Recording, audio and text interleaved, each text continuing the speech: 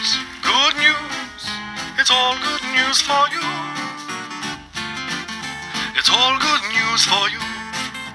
Good news. Ladies, gentlemen, and to all my Reese's pieces in between. It's all good news for you. Yo, this is your boy. This is your dude. Yo, this is your S.P.i.C. Yo, this is Papo again with another episode of the Papo Incognito Podcast, that aka the S.P.i.C. Podcast, back at it again after a little bit of a hiatus. You know how life do, you know how bullshit comes, you know how much it stings, you know how hard it might be to have to chisel that shit away from the plate, and that's a little bit of what I was up to. Now, usually this show, again, is the Arizona Soul Podcast. Usually there's more than just me, but again, yo, life gets us, it gets us good, and sometimes you need your butthole a little bit of time to relax and to breathe and to soothe and to heal. And I'm not saying that we out here getting fucked, getting raped, and all sorts of badness, but you know what it is. You know what time it is, and you know you can always find me at Papo on most social media. So again, that's capital SOUL, capital PAPO on everything. Snap, the IGs, the Twitters, the Tumblrs, the shit, the Cash App. You want to send some shekels. On that note, if ever you wanted to become a producer of the show, you can always go to www.patreon.com/SoulPapo. Again, the SOULPAPO. Matter of fact, if ever you wanted to maybe chime in, speak your piece, talk your shit, you can always call area code 480-588-4688. I repeat, the phone number is 480-588-4688. I'm hoping to get some people that's not trying to sell me some sort of insurance. Please believe I'm good, and fuck yeah very much. And you can always actually visit the website at www.arizonasoulpodcast.com. Not only can you keep up with most things of the show and where it posts and where it goes and all that good stuff, to find the emails and find blogs and other postings and content, you can actually check out our world famous dedications page that will not disappoint, I can assure you. No matter what flavor or taste is in which is your preference, you're going to enjoy yourself. I can guarantee it. Just as much as you're going to aggravate yourself looking at the news. And that's another thing that has been a big change up, if not change up, then just a gathering, if not a gathering, just a cluster fuck of things that, again, is never going to stop. It's going to happen. It's going to, keep coming. And I wanted to kind of just chisel away into what the most current is, but I'm not too sure if this stuff is actually things that we've ingested or that have maybe done more than just, graze the side of your head. And it's that very thing that I kind of want to comment on and to bring back up, because I think the last time I was supposed to do another episode of this segment, it was during the times where there was a shooting at a synagogue. So you're damn near going back about a month, maybe, if not 3 weeks. And it's kind of daunting to think that long ago was that long ago, because again, the weeks can be so long. There's, again, never enough hours in the day to do what we need to do, but to kind of count measurement of time in that kind of retrospective. Not to say that that's how time should be defined, but you look back in 2001, you can't tell me you don't think World Trade Center falling or Columbine. I'm not too sure if that was 99 or 01. I'm pretty sure 01. So again, to think of these moments in time, again, based on what happened in that time, is pretty fucked. And when you're looking into a grand spear of all the shit that, goes on each year, and again, Black Lives not mattering probably can go back as far as you can remember, but even more so, again, the 2014, 2015, 2016 era, then Trump coming in, and again, this shit even getting hit on hand. A lot of it, again, makes things pass away in a blur. Not only pass away in a physical and metaphorical sense, to being as not lyrical, but as literal as a motherfucker. And it's times like this that, again, makes you just wonder, well, fuck, man, what can we do how can this be changed? Can we stop things, or should we just fucking ignore? And it almost seems like ignoring it, of course, is going to seem like the easiest, or definitely be the easiest, because having to do any sort of legwork is the part where you're like, well, this isn't what I thought. And unfortunately, I find myself in that situation a lot of the time, and I don't want to think I'm retarded. Like, forgive me for using that word for those, that may be mentally disabled, because I'm sure you would have to be listening to this, but also just not be able to comprehend something, and not so much to where you don't know what the fuck that means, or you don't know what that is, or what that does, but, oh shit, I didn't think 1 + 1 = 2, I got 2, I gotta worry about, plus I had another one, I can't even math right now. And it's those struggling times where, and you'll notice, because we get real deep when I talk to Selective Slam. I showed you part 1 before. After this episode, if not most immediately, then soon after, depending if the times get to me and I can't do another newscast, I'll probably pop out another soap opera session so you can hear the second half, where he's asking such intricate questions, again, to get a clear black or white yes or no answer to certain things that, again, we can be held against too. But because of the deepness and the definition that it would require, I would imagine that, and I don't think, because I just re-listened to it, so I don't think I mentioned it about how when we don't understand something, when we can't grasp something, we're gonna do something in the most basic of ways. It almost seems stupid. And when I say stupid, and I'm not trying to grasp back into the retard segment, but to the most simple, to, again, we're basic motherfucking Neanderthals. And I can't compute something as intricate as what you're asking. Not so much as to understand, or to gravitate, or to, give some kind of insight on, but actually, yes, that very thing. So because it's so fucking complex, it makes me want to hit my own head, get upset that I hurt myself, and want to hurt you because, goddamn it, I just got hurt. And, energy is never depleted but simply transferred upon. So I think it's that kind of retard reaction. And that's what I'll call it. I'll call it a retard reaction. Because just like a fucking, like when you go to the doctors and they kind of bang your knee, they're trying to check for reflex or whatever it's called. That's exactly what you're getting. You're getting the very first reaction. This equals that. So there you go. And because of how deep and intricate certain things can be, and how difficult it might be to, to respond with intellect, or to truly, again, put down whatever fucking force field, the shield that once person had put upon in order to, to continue forward.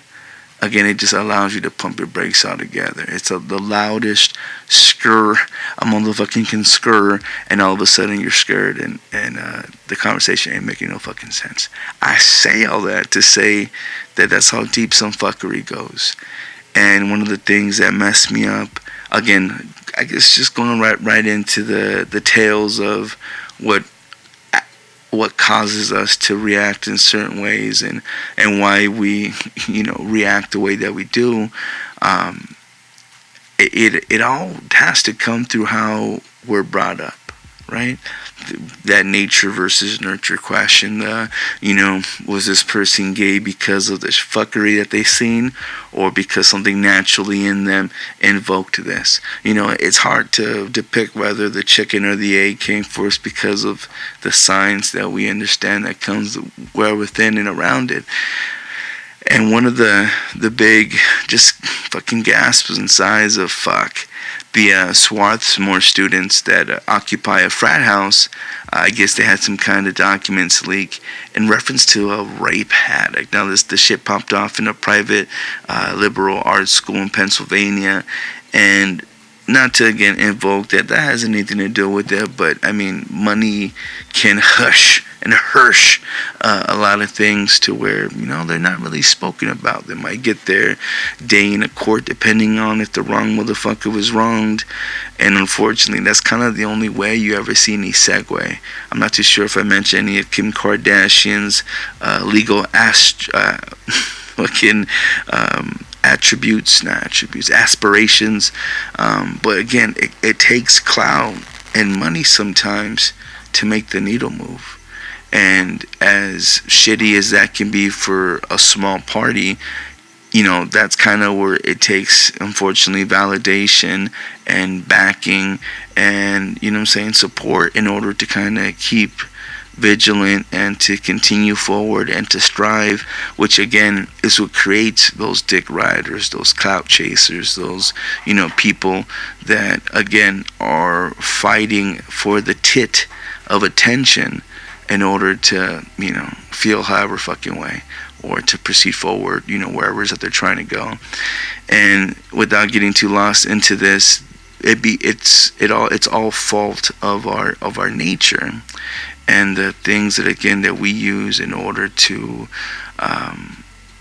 just to live. And again, the things that we kind of tuck into the dirt because we don't want to speak of such things right now, or it's not a good time because of blah blah blah. And it's all these things that again push us to accepting and to ignoring and to again things becoming as big as they are. And I'll get into it later in entertainment news about like the Harvey Weinsteins and shit of the world. But it's that very same thing where we can say, oh well, it's just boys being boys, and and we chalk it up to nothing. Now mind you, have I used that excuse? I mean, most definitely, because it has its place. But when you're talking about stopping someone else's freedom of will, and or maybe bubbling that into the realms of what alcohol and drugs seem to do and to influence. I mean, again, chicken or egg on where that shit started. But the fact that it's not stopped, well, that's another fucking thing.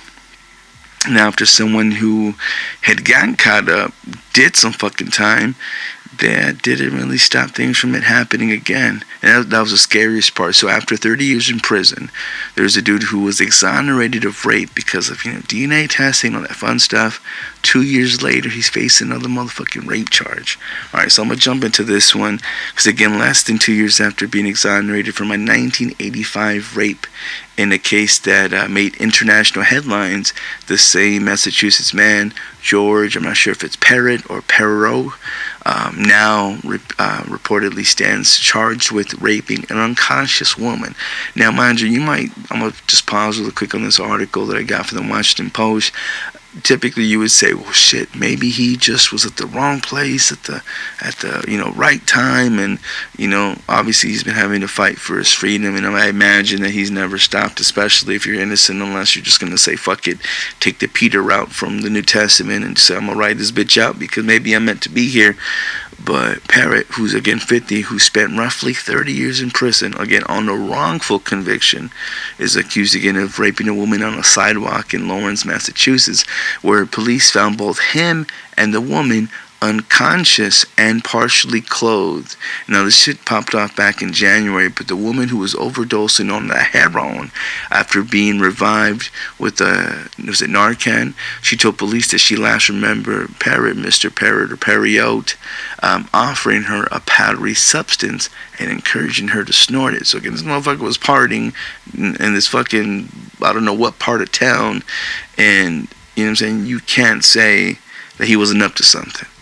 And what she had then reported is that, and it was weird that I guess the Republican is the name of the place out there, but or the paper. She said that she did not consent to sex. So again, I don't know if these are just them expectancies because I'm dishing out some. This shit is expensive. I'm not sure if that's a matter of brain length this motherfucker's at. I do not know. I could not say. But and even the attorney wasn't immediately responding to requests knowing about what that substance was, which I'm not sure why they were holding information. But again, it's pretty safe to presume up to no goodness among these convictions based on flawed sciences. Again, an age-old DNA is what allowed to people like from making a murder be able to get out. So, but I'm going to leave the links to the article because the reason I mention this story is just because I'm wondering to myself, like, it's one thing. Like, it's one thing to be, again, at the wrong place at the right time, vice versa, or none at all. and then again find yourself somewhere again, and to think like, I'm just curious. I'm like, man, the universe really wants this motherfucker to be locked up. And look again at what we found, because maybe he didn't hold his own properly. And I say that because most rapes aren't even reported. So the fact that this took a matter of strength upon, this party, and I guess more the fact that they were both fucking found half-ass naked. I'm assuming in public, right? They said on the sidewalk. And it makes me wonder, was dude getting lazy to the point where he's fucking trying to have sleepovers outside in the goddamn park like a bum? Or, again, did somehow some motherfucker, a dark angel was over him and clocked his ass out at the wrong time, at the right place? And it makes you wonder, there was no avoiding what this dude does and maybe where he was finding himself. And, who knows what kind of chain reaction that causes. But I feel, or the scary part, again, is that he is an elder. He is, you look at the guy, you could tell he's lived some years. Kind of one of those damn near albino looking cats where he could almost pass for black, as a hella light skin. But then you see his wife and that mustache and think to yourself, no, this nigga's probably racist. I don't know. I can't pass that kind of judgment. One thing we can definitely say for sure, he enjoys partying and raping bitches. And again, not to say that, not to slut shame this woman or call her a bitch, nothing of that nature, but he has an MO. And I'm definitely one who doesn't like being judged upon said prefaces, because people are just going to assume that it's all good, it's all the same. But history has a way of repeating itself, and goddamn, and I don't like to damn thing. I want to bless, but in this situation, I don't know how you could. We're seeing these for the light in that, and especially again going back to. I'm not sure. Just looking at the guy again, he looks like a fucking teacher. He looks like a dad of some sort of authoritarian figure. And you imagine that there was this bitch that was passed out on the floor. Maybe he was trying to give her some kind of, I don't know, was it that seesaw shit? What is the thing that usually picks you up when you're unconscious and you gotta fucking wake the fuck back up? Who knows if he was trying to give her that and then just got lost in the temptation because she started sucking his dick right after. Who's to say? I wasn't there. It'd probably be an illegal matter. Or definitely was, because it was happening. I say all that to say that usually, depending on the parties, we're put in certain situations to steer.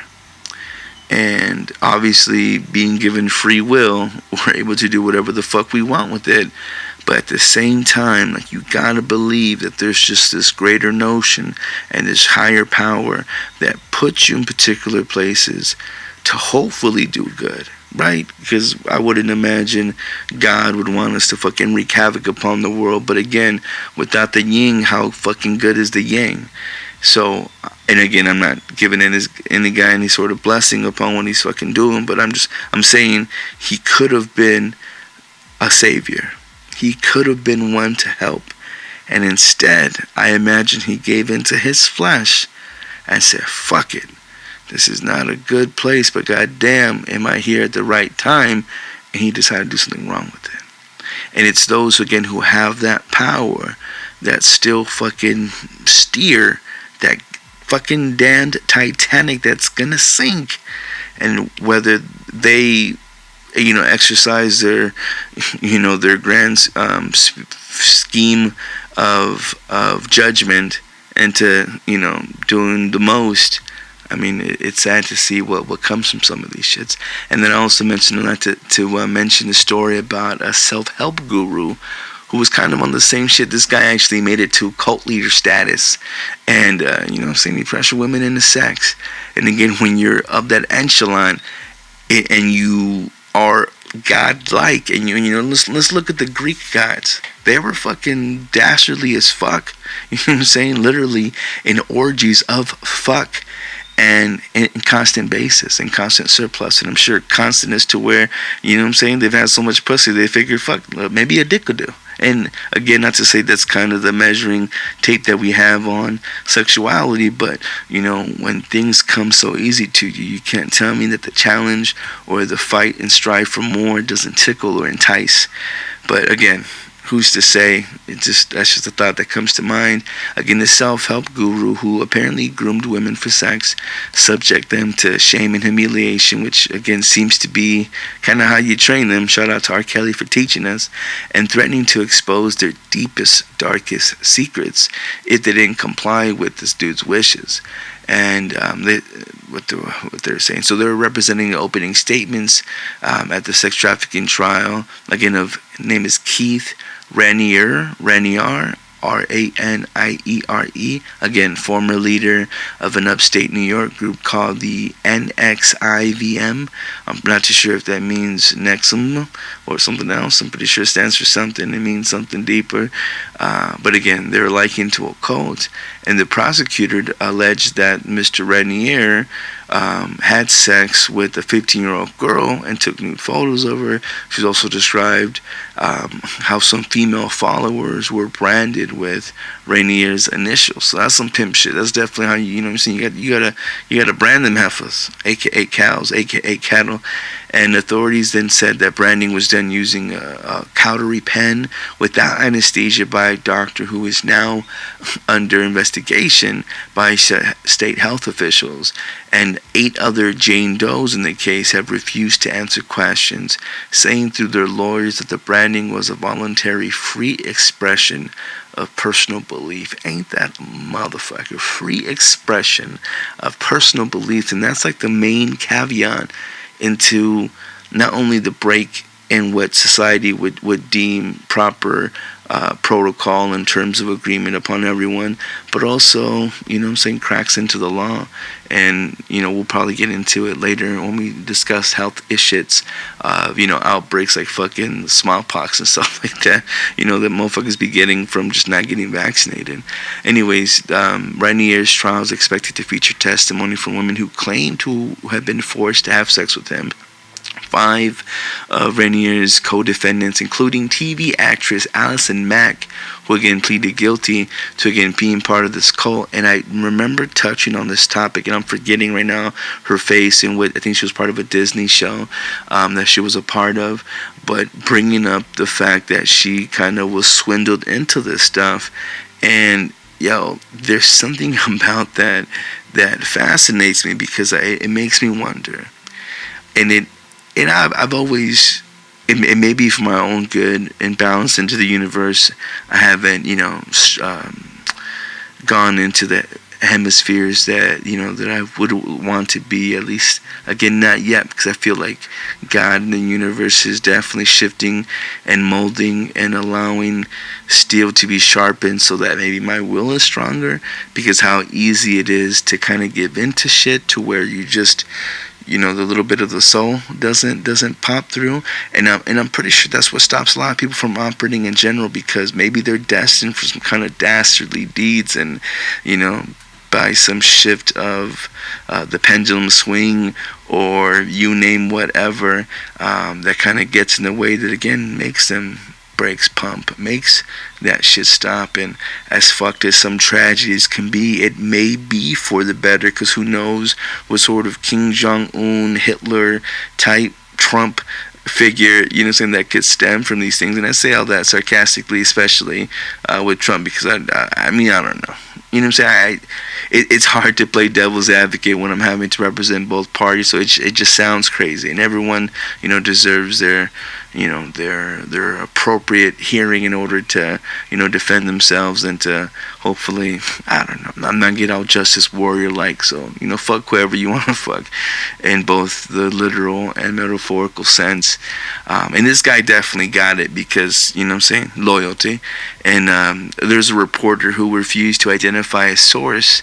Motherfucker got handcuffed, cops raided his home, fucking went through computers, all this stuff. There was a death, pretty much, that involved someone who was a part of the police force.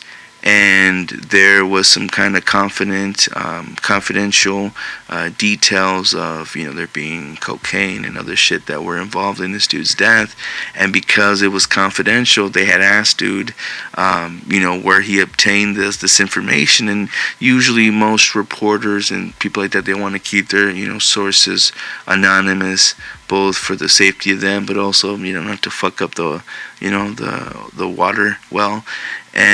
But this dude though, and again, links in the descriptions below or wherever you're obtaining this information. I'll have stuff to the article so you can do deeper dives, because he deserves more information or more recognition, because most people, they don't look after their sources, and that's if it's genuine details and not bullshit that someone spouts on Twitter that we kind of go running with.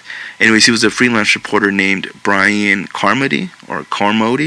Anyways, again, he didn't want to reveal the source of where he got this information. Sometimes, a good reporter, good people person, can kind of crack any code or, be given a little bit of small details. And this dude, definitely staying true to his word, did not reveal it, but for that very reason, they just ransacked his shit. And I feel like that's fucked up in the essence of, us having these amendment rights to, again, hold just all the things that go into it. I'm not too well versed, so I'm not going to be quoting stuff like that or from it. But, I thought we had a right to privacy. I thought that, if it ain't your fucking business and I didn't hurt nobody, then, again, what business is it to you? But because it is in talks with investigations, and maybe them wanting to patch, leaks and where that's from. I mean, again, what happened to, knowledge of information? Again, this is what pops off and fucks up all that, WikiLeaks situations, which I'll get into later, and, broadening the rise of what the NSA knows, and a whole lot more than we would ever presume, and whatever we can do to try to stop that or fight against it seems fucking destitute. It seems like you're going upstream with it, and that's the part of corrupt shit that I can't. How do you combat against that? How do you stop that? What could you do? I mean, again, I'm not trying to incite any riots. I definitely reserve the right to incriminate myself, so I'm not trying to influence or spread seeds. At least nothing of negativity, nothing that could hopefully get me in all sorts of trouble. But, I mean, really, it takes us standing against those in which kind of is pushed upon us. And I feel like the more we get into this technology sort of realm, where not only do we not give any fucks about the terms and conditions that we're signing on to, but because things become such a staple and such a common ground that if you're not with it, if you're not participating, then you are doing a disservice to yourself and any sort of sociable connections, because again, you decided to go against the mold. And that's fucked up, and that's terrible. And something like that kind of happened with Chelsea Manning, who was recently freed from jail, but she's facing another subpoena based on the WikiLeaks case. And I forgot, during this whole time that I've been away, I haven't really talked about Julian Assange. I forget where he was camping out at. I'm not sure if it was in Russia or if it was one of those Spanish countries, but they were kicking his ass out. The same motherfucker was dirty, smelled like gas, he didn't wash himself. I'm pretty sure just out of sheer paranoia that shit was gonna happen, who knows what. Well, he was a terrible house guest. And again, these are people who, again, because of the information that were leaked out, because of Edward Snowden, I don't know if he's still stuck in Russia. Who knows what other shit's popped off from, again, taking part, and again, allowing us to know what's going on in our day-to-day lives. Mind you, just not like with the I'm pretty sure with the knowledge of aliens or any kind of artificial intelligence or just anything that unidentified beings of nature that we can't compute.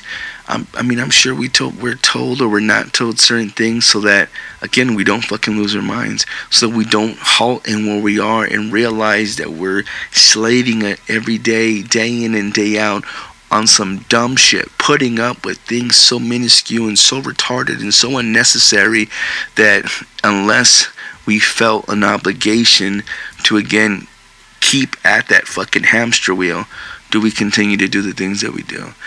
If ever we're alerted that there was something more massive happening, they don't want us to stop. Whether or not it's us, manually generating this energy to keep these fucking lights on so that we can, keep broadcasting this show of bullshit that we seem to be in, live in, and be witness to. We can't be told anything else, because then it would stop, and whoever the powers that are don't want that to happen, because all this other shit is way more beneficial or entertaining.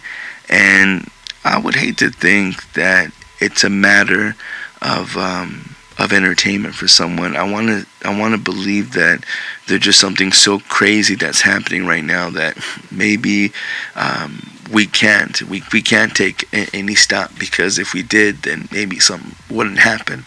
And maybe it's taking this build up, and it's needing this shit fuck stack of a wall to come tumbling down, whether that be the towers of Babel or not. And I want to talk about, tumbling down and throwing shit over, and I want to go into that story about the kid at the mall that again happened a few weeks ago. But shout out to, what was it, to CNN doing this cover story. And again, I'm not going to get too into it. Just wanted to give it a shout out real quick about a dude who was cracking his neck, and I do it often, just did it right now. Do a little twerk, and your shit cracks. But this dude did it in such a funky way that apparently his fucking heart stopped. He had a heart attack. That's fucking scary to think of something so I don't know, is it habit? You know what I'm saying? I don't want to say it's traditional. I want to say it's by nature. It's just something that, we get so used to doing that it can cause that kind of a spasm.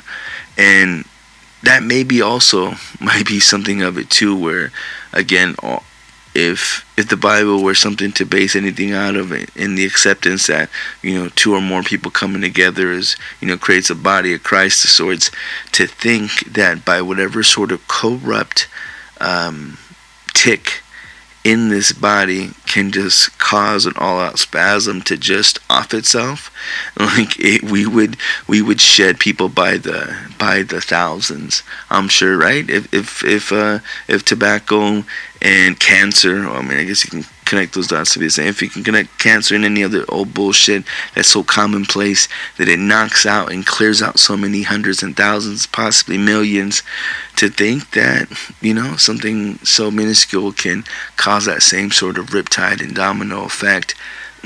But again, especially in that respect of domino effects, I want to go into that dude who again tossed this little boy, and I can't tell if this brother is Latino because of his last name.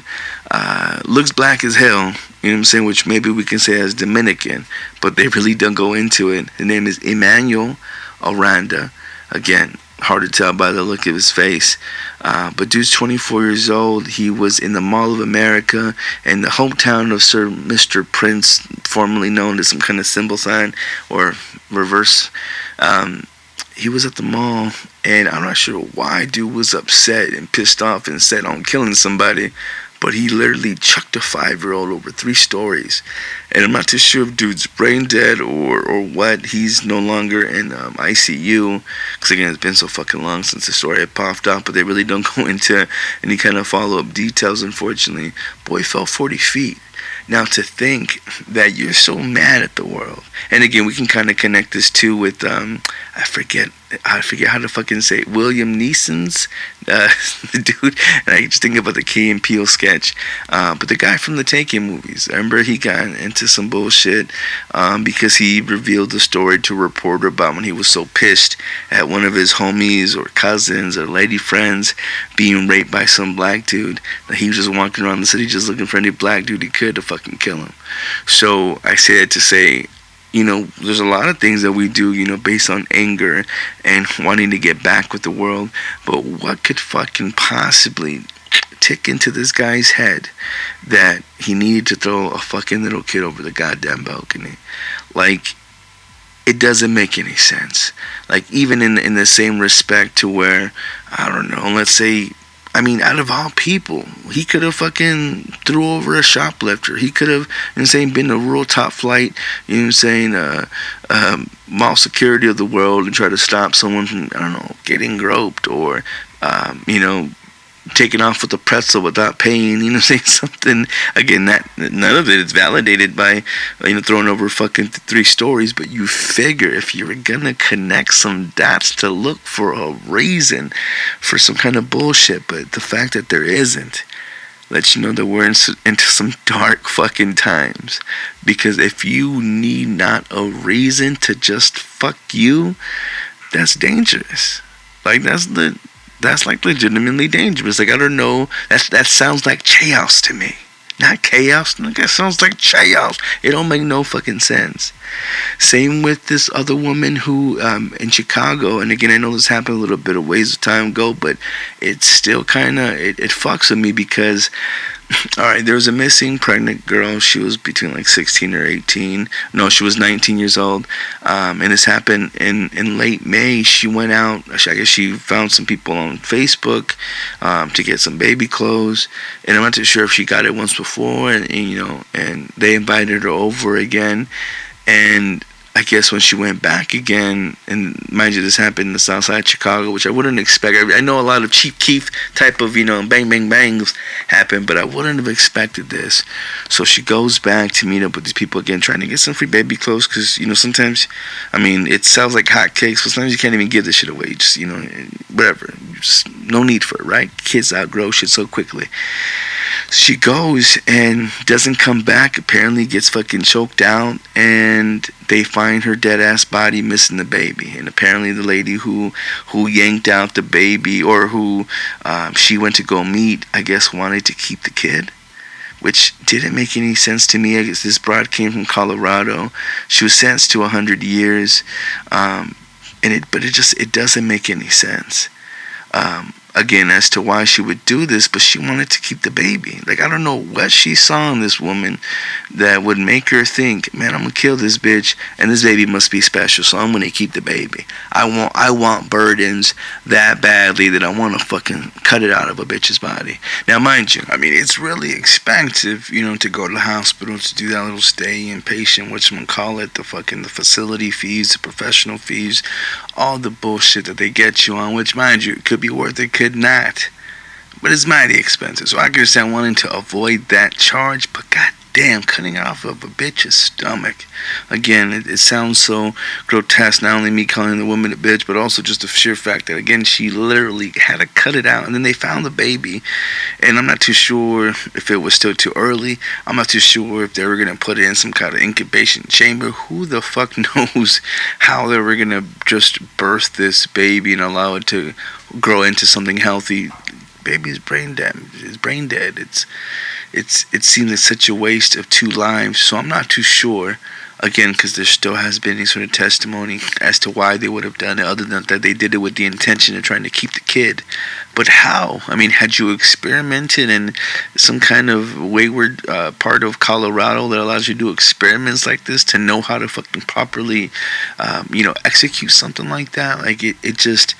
because it doesn't make any sense, at least to, and I have a pretty twisted mind, but because it wouldn't make any fucking sense, both financially, both in, not to say that making the kids is a bad financial decision, but it ain't the best, but to think that, one would kind of outweigh all these notions just to come to this result.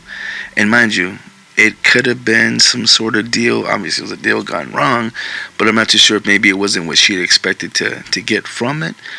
But it doesn't make any sense, and it gives me fear.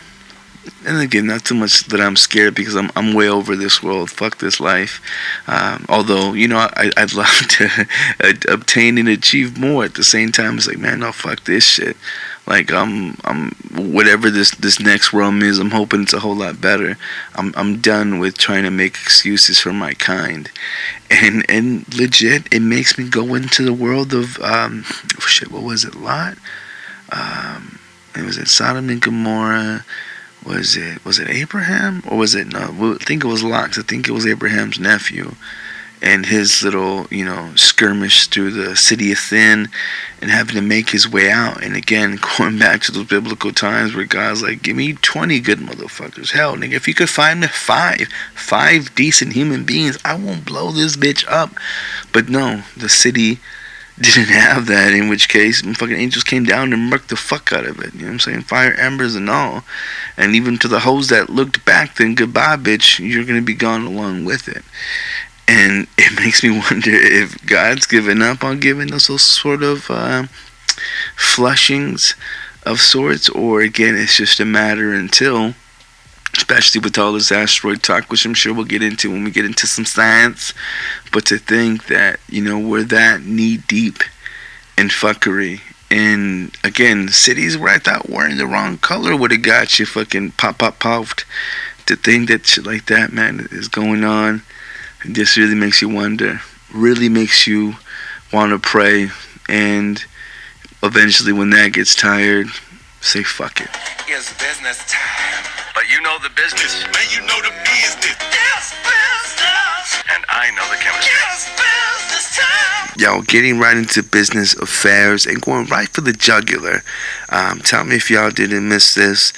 Burger King, they had cooked us some kind of thing called the pissed meal.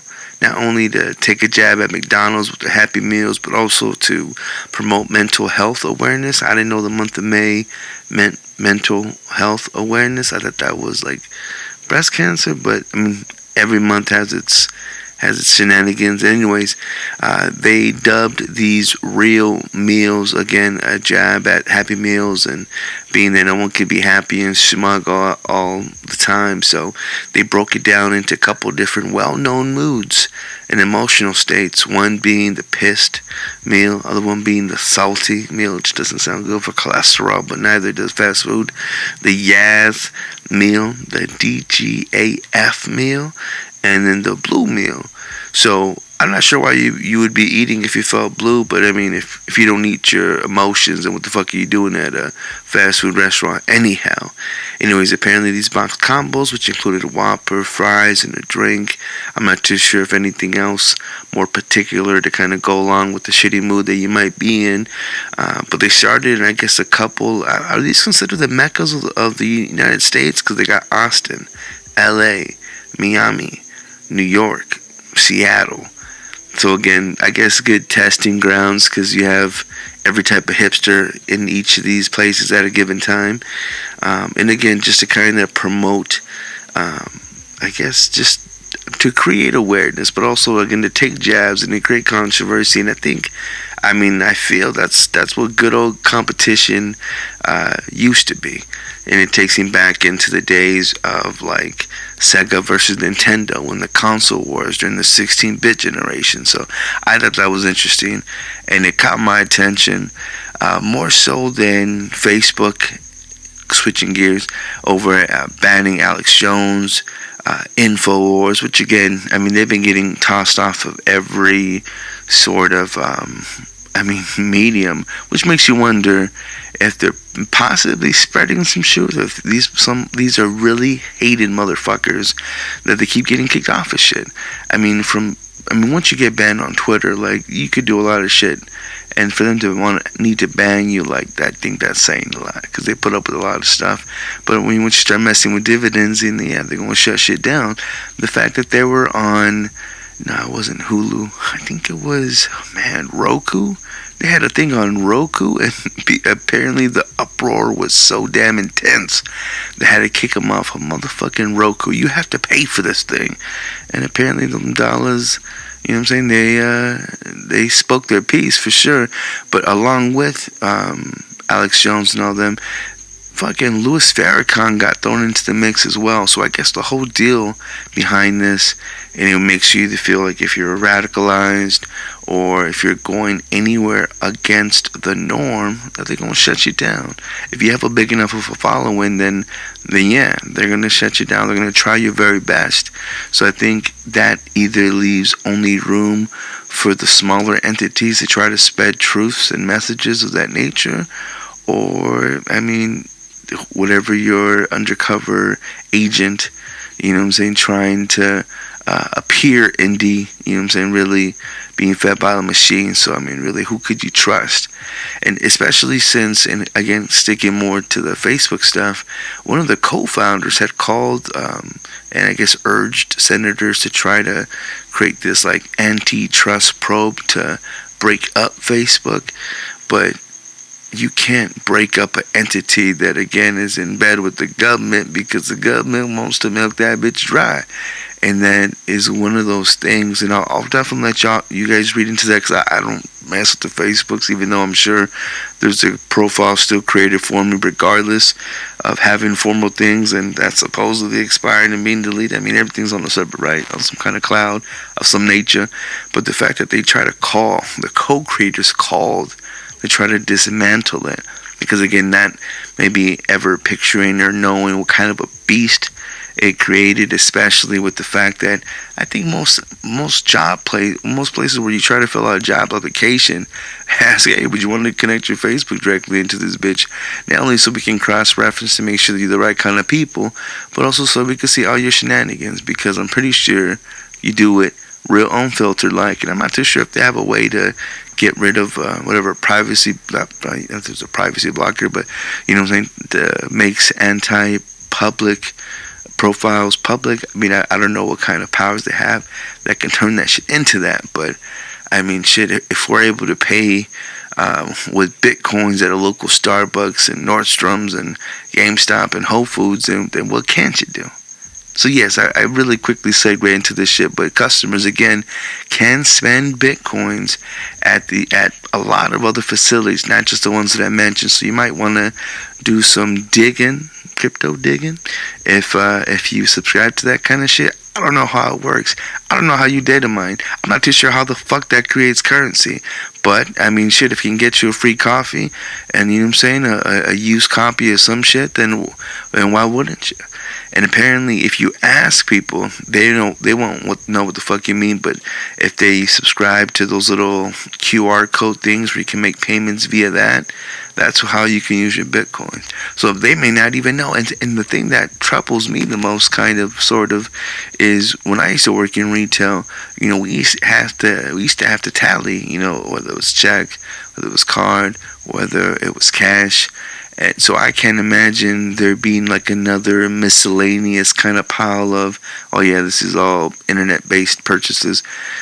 I mean, I guess it's as simple as that, but I'm wondering if it comes up under a different queue or not, or how one would have to keep inventory of that, because it just makes me wonder, like, could it, if I was smart enough to hack into some shit, could I just make a fake profile with fake things so I can get little, you know, not too expensive items, you know, feed throughout my day, you know, being able to feed myself and, you know what I'm saying, lubricate myself, you know, throughout the day doesn't sound like a bad little thing if I can do it, you know what I'm saying, with a couple little button clicks, you know, it not coming out of my bank account. But speaking of which, it's definitely going to be coming out of the bank account, which, you know, we kind of saw it coming with the tariffs on China and whatnot. Walmart had already announced that they're getting ready to raise prices because of these tariffs. So again, for as long as Trump wants to charge and tax China into, you know, for them importing stuff into us, which we, for whatever reason, seem to be on their dick heavy, not only from properties that they own, like they own districts, you know what I'm saying, but even beyond that, like we actually are a heavily imported country, and to think that we actually export things ourselves, which would have no fucking idea, because even our flags are made from China. So what could we possibly be offering to other countries other than our reality TV shows? I can't think of anything that's produced here. And I guess movies, but still, even then, they're going on location. They're not fucking trying to pay, you know, whatever sort of dollar just to be able to get a license that says, okay, I can film here when I can do it when no one's looking. I mean, I don't know exactly how that works exactly, but it got me thinking about one of the most oldest known hustles, because it makes you wonder, if you can do things the legal way, if, you know, it makes you think of this lyric by Danny Brown, I think it was called Terrorist Threats, featuring Absol, or maybe Absol was featured him. But he was saying, he's like, I can't get a job if they drug test me. Which, again, it just goes into the shit where, you know, you gotta flip the system, you gotta make the system work for you. And it makes me think of the Queen. And there's a book called The Queen, and it reveals a story of a woman who became the symbol of welfare fraud. And no, I'm not talking about Rachel Dolezal, who got caught up to try to get her black card, but the actual welfare queen. And anyways, there's an article that NPR had did that really had me going, talking about theories and consumers of media and capitalistic money obsessed countries. I mean, for whatever reason, we love a good fraudster, and there's compelling evidence on that. Apparently, Exhibit A was Catch Me If You Can. It was a high-grossing 2002 film in which Leonardo DiCaprio played the charming, quick-thinking Frank Abagnale. Anyways, he was a con man in his youth, forging his identity almost as convincingly as he'd forged his checks. And Exhibit B was Can You Ever Forgive Me? I didn't think it was critically acclaimed, but in 2018 there was a movie with Melissa McCarthy, and she played an author named Lee Israel, who forged and sold letters ostensibly written by famous authors and actors. Exhibit C was If You Haven't Heard of Anna Delvey, aka Anna Sorokin, the young woman who scammed her way through New York City's elite by pretending to be a German heiress. And I don't know where you've been. Apparently she's been all over social media, and movies coming out about her too. So I guess what they're asking is, what do all these shits have in common besides them being white and that they're conning individuals who moved into the circles.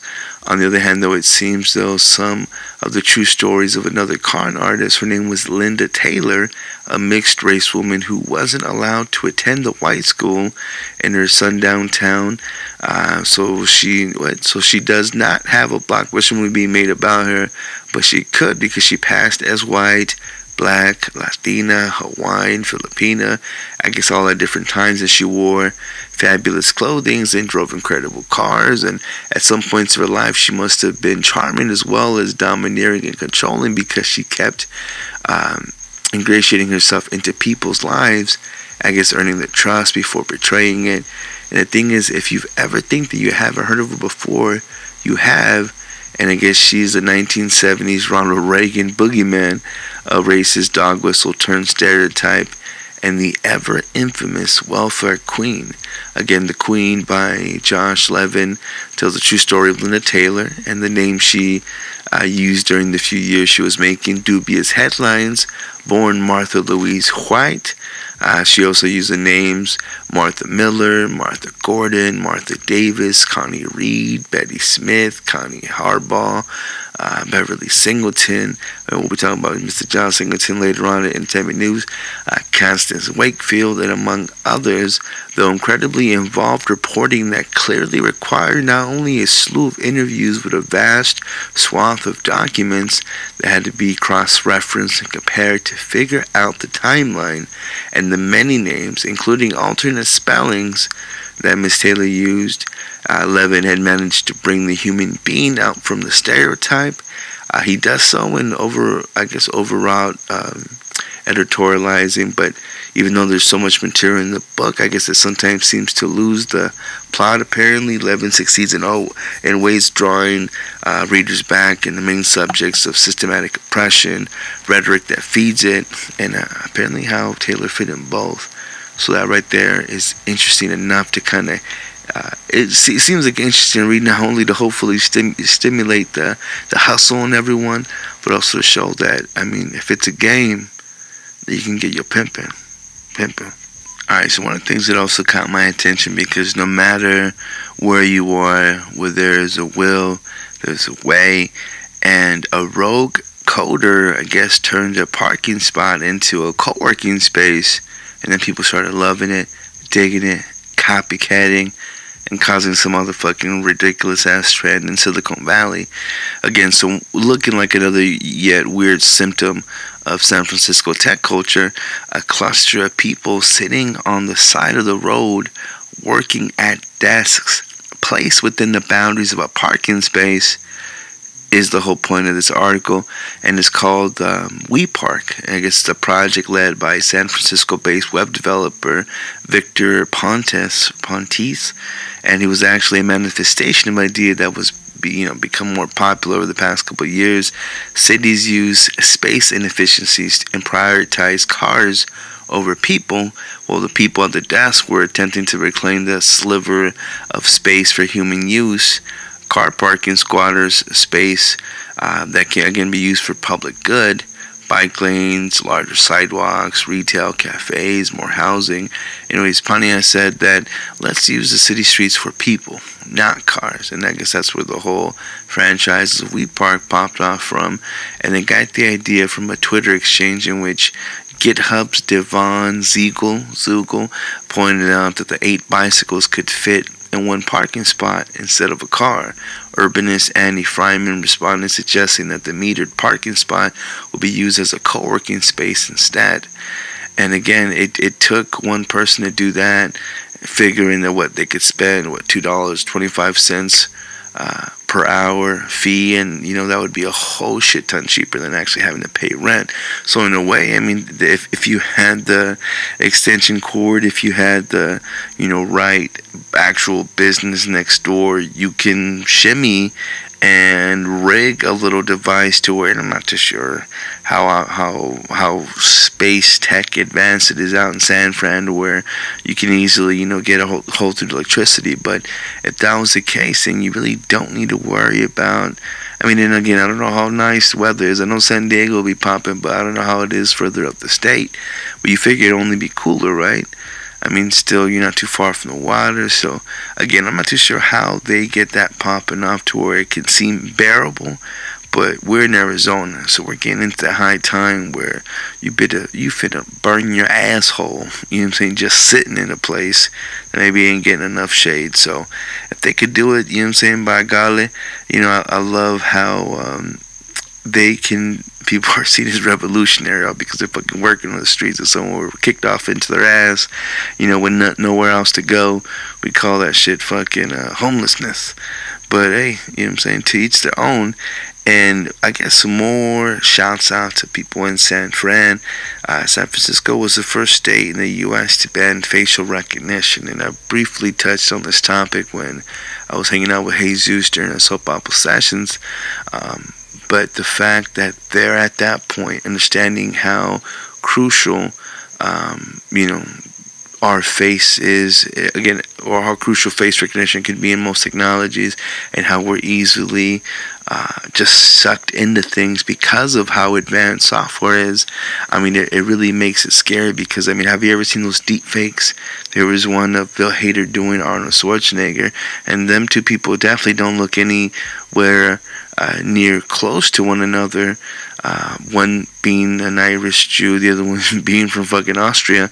You know what I'm saying? Like, there could not be any more complete opposites. But again, with that, I mean, he's already doing an impression.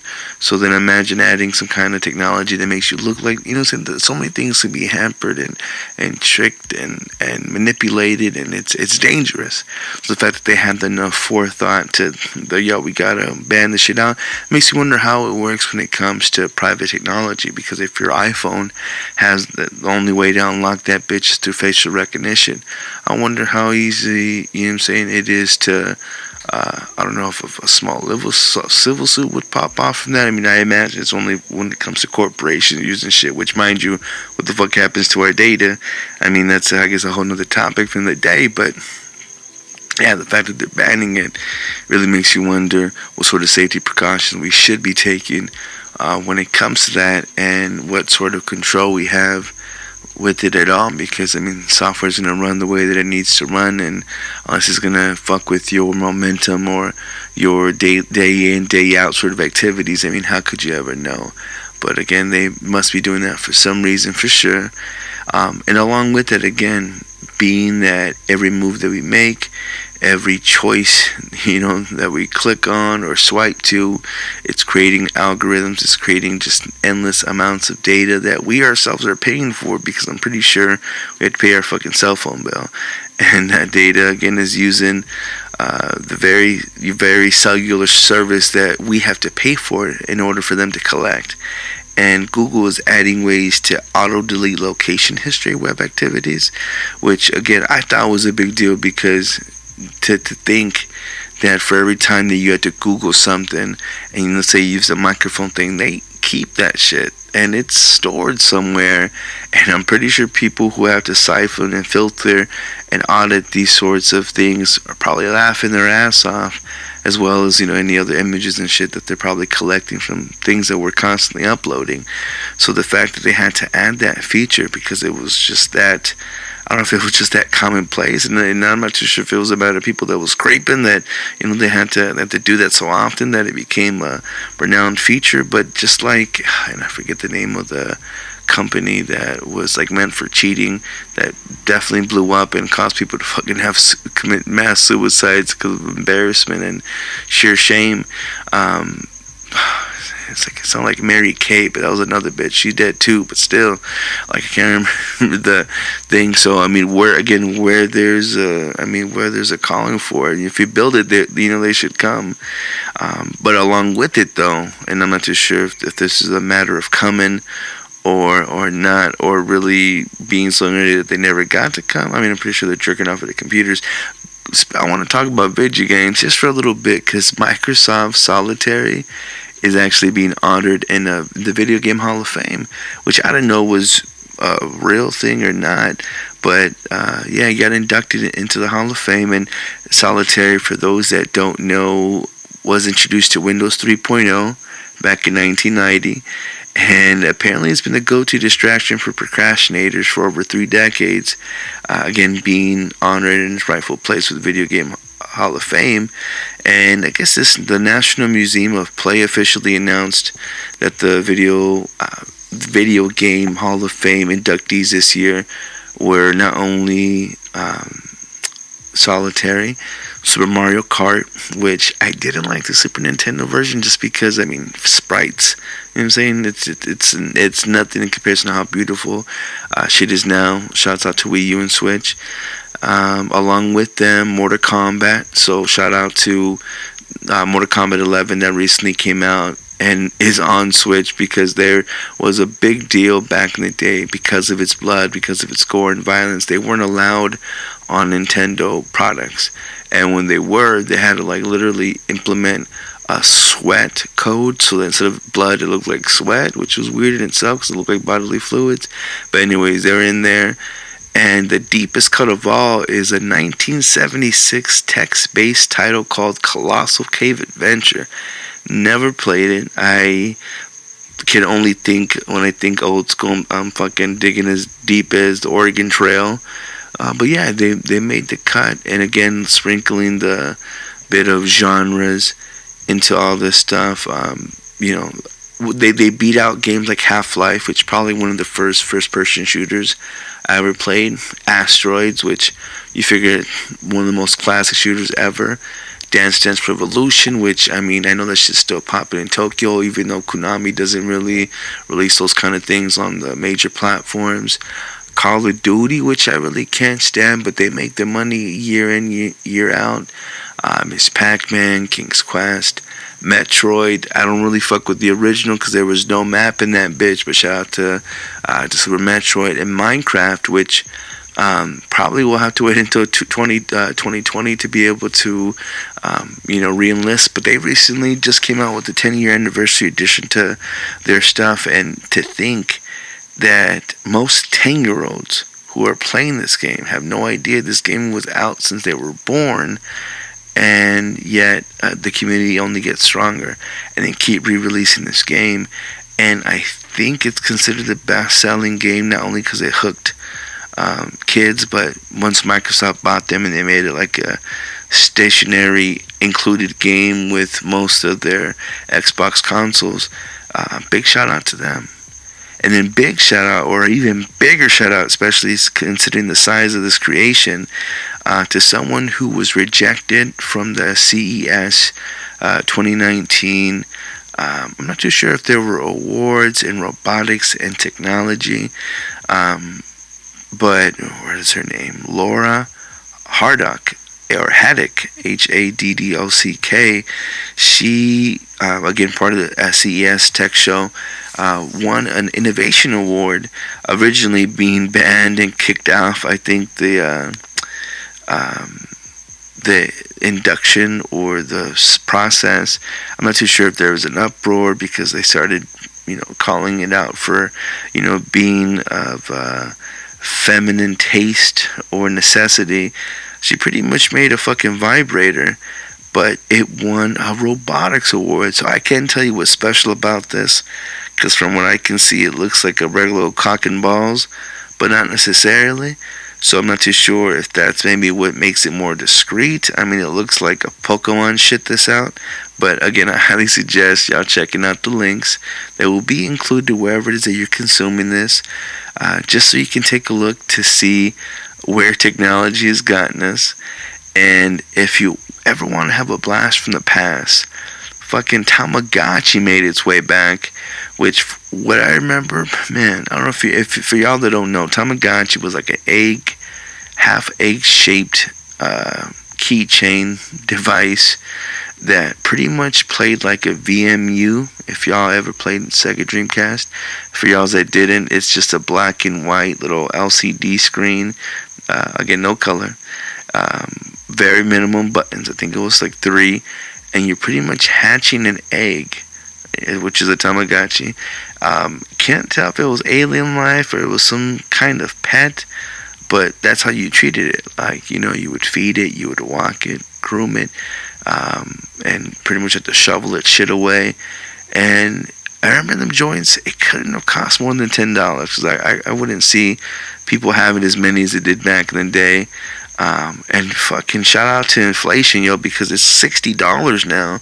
I mean, mind you, it's in color. It's, for whatever reason, attached to this like crystal rock looking thing, and I'm not too sure if that's just for the display. I'm hoping you can take that out. You figure with today's technology, we can use the same fucking shape device, including, little colored LCD screen. But for those that may be too young, I don't know why you're listening to me, but check out the Tamagotchi. And those, again, that want a little nostalgic flick of the tit, check out the new motherfucking Tamagotchi, because it looks interesting. And it's funny, because as much as we grow with technology, when we look back to certain things from back in the day, they're not as dope as we remember them. Nostalgia has such a big part of our memories that things really can't not only compete with them, but they're also not what we remember them as. So when I see people or companies revisit these sorts of things, for the better, I mean, I guess it shows not only respect to the consumer a little bit, but also, I guess, hopes that they can try to fish in more people. So it really may not be them giving a fuck about us, but hey, as long as you can make my memories better than what they were, then who am I to argue? Now, I guess another point of argument, though, for argument's sake, Sony and Microsoft were teaming together to explore joint development, apparently for the future of cloud solutions. And the reason why I kind of said it the way that I said it is because when you talk to gamers who, I mean, I own all systems, so it's whatever, but when you talk to certain fanboys, especially because back in the day you couldn't afford to have everything, at least not the people that I knew, definitely not me myself. So usually you were probably a one console kind of home. So that means either you were diehard Sega or you were diehard Nintendo. Enter mid to late 90s, you're then probably either PlayStation. Enter then early 2000s, or maybe you were Xbox. So again, with all these, you were ride or die for whatever it is that you had or you preferred. And that's what not only created fanboys, but also creates more tension between these wars of what's better. I mean, mind you, more or less, it's all the same shit. Although some companies, put more, afterthought or forethought into first-party lineups. Again, shout out to Nintendo, shout out to Sony, who definitely won the last generation's console war.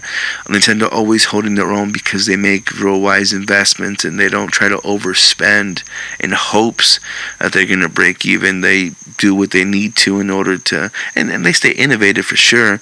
And then again, you see the big bully bashes like Microsoft's Xbox and Sony's PlayStation that again are going to to try to be the most up to date in tech and powerhouse. Trying to get you the most, the biggest of the big, the AAA, the expensive. Well, again, them teaming up together cause a lot of tiffs because people are either one side or the other. Definitely not both, because let's be real, Xbox kind of sucks when it comes to creation or the creative process of it, especially not having the best first party studios to create these sort of games. But that's not the topic. The topic is the fact that they're joining together probably to try to fight Google's Stadia, because again, that's clouding service systems that are going to probably fuck with a lot of the money that these publishers make from pimping other publishers' games. Whenever you see a game on a certain system, please believe that system is getting a 30% cut of whatever is being sold on there. So it doesn't matter who the fuck's selling what, because they're getting their cut. You're using the machine, they're getting a cut. There's a big reason why the Fortnite, trying to make it crossover to where works with no matter what system you're on, with playing against whatever your friends that are maybe on a different system. Sony wanted to hold on to their money. They didn't want you to buy something on the eShop and end up, using it somewhere else so that someone else gets some dollars. They wanted their dividends. It's a business. And seeing that Sony isn't really the best when it comes to software, mind you, Microsoft is a fucking software company, so they know their shit. Xbox Live, admittedly, is a whole lot better than PSN, not only from the access to it, but just how it works. I don't like having to pay $60 every year, and I definitely have let my Xbox Live thing lapse, not only because they don't have any, partially because me not wanting to spend the $60, more accurately is because I'm not digging the games that they're giving out this year. It's not a big necessity for me to, it's been months since I played that fucking system, so the only time I had to turn that bitch on is to download the new games anyway. So once that bitch expired, there was no need to have to turn that motherfucker on. I just recently did it to kind of move it into the bedroom. That's where the magic happens. That's where I want to watch my movies. So doesn't mean shit, but they know what they're doing when it comes to the to online sort of services. If anything, Microsoft, I think, is the biggest punk ass, because that they try to help Sega with that in the fucking following year. Once the Dreamcast had tanked, bam, all of a sudden here comes the OG Xbox. So they definitely are a company that are about themselves. So how, and mind you, the whole reason that they're joining forces, so to speak, and not only, I'm sure, to try to tackle Google and their gaming cloud services, but also because, again, Sony doesn't have the best infrastructure. So they figure, well, let's kind of create this middle line. Let's do this thing where we're on the same common ground, and at the same time, and this is again, I guess, what was genius on Microsoft's part. Well, both on Sony too, because for example, Blu-ray, that's owned by Sony. So in Xbox 360, which I think they played it Blu-ray. If they didn't, then definitely the Xbox One. In order for you to watch that fucking movie, you need a Blu-ray player. So that means that Sony made money off each of them units. So that means moving forward, in order to use this cloud-based system, which they're going to both get data from to try to create and figure whatever the hell they need to do, Microsoft's making money off that. So again, can't be too mad at that, because they had to nibble at Sony's dick for a good minute because of the Blu-ray device. I'm not too sure if this is the way of getting back. I'm not too sure what the percentage or ratio is on when it comes to cut, but they had to create some kind of middle ground. So that doesn't mean that we're going to see any kind of Xbox games on the PlayStation console or vice versa, other than, of course, Minecraft, which originally created by Mojang, now owned by Microsoft. They want to get where they can, and they have enough money to hopefully make the investments that they need to in order to get good studios to make content that you can only get on one certain system. I don't think that they're too deep into that, since they're trying to make the first jump into, I guess it can't really be the first jump since Google's doing it, but to make one of those first initial, because you could say there's three main systems, right? Xbox, and whatever Nintendo console, and whatever PlayStation number is out. So that's interesting to see. I definitely was so reticent or so quick to click on some clickbaity fucking videos just to figure out what was going on with that. But again, just a move in technology. And along with that move, you can't really talk technology or services. I kind of bringing up Amazon. And apparently Amazon is getting closer to building a wearable Alexa. And this bitch is going to know when you're depressed. So again, look in, and this article comes from Gizmodo. It looks like Amazon is working on a new Alexa-powered gadget that can not only listen to you, but also decide how you feel and make recommendations based on your human emotion. I don't like the sound of this.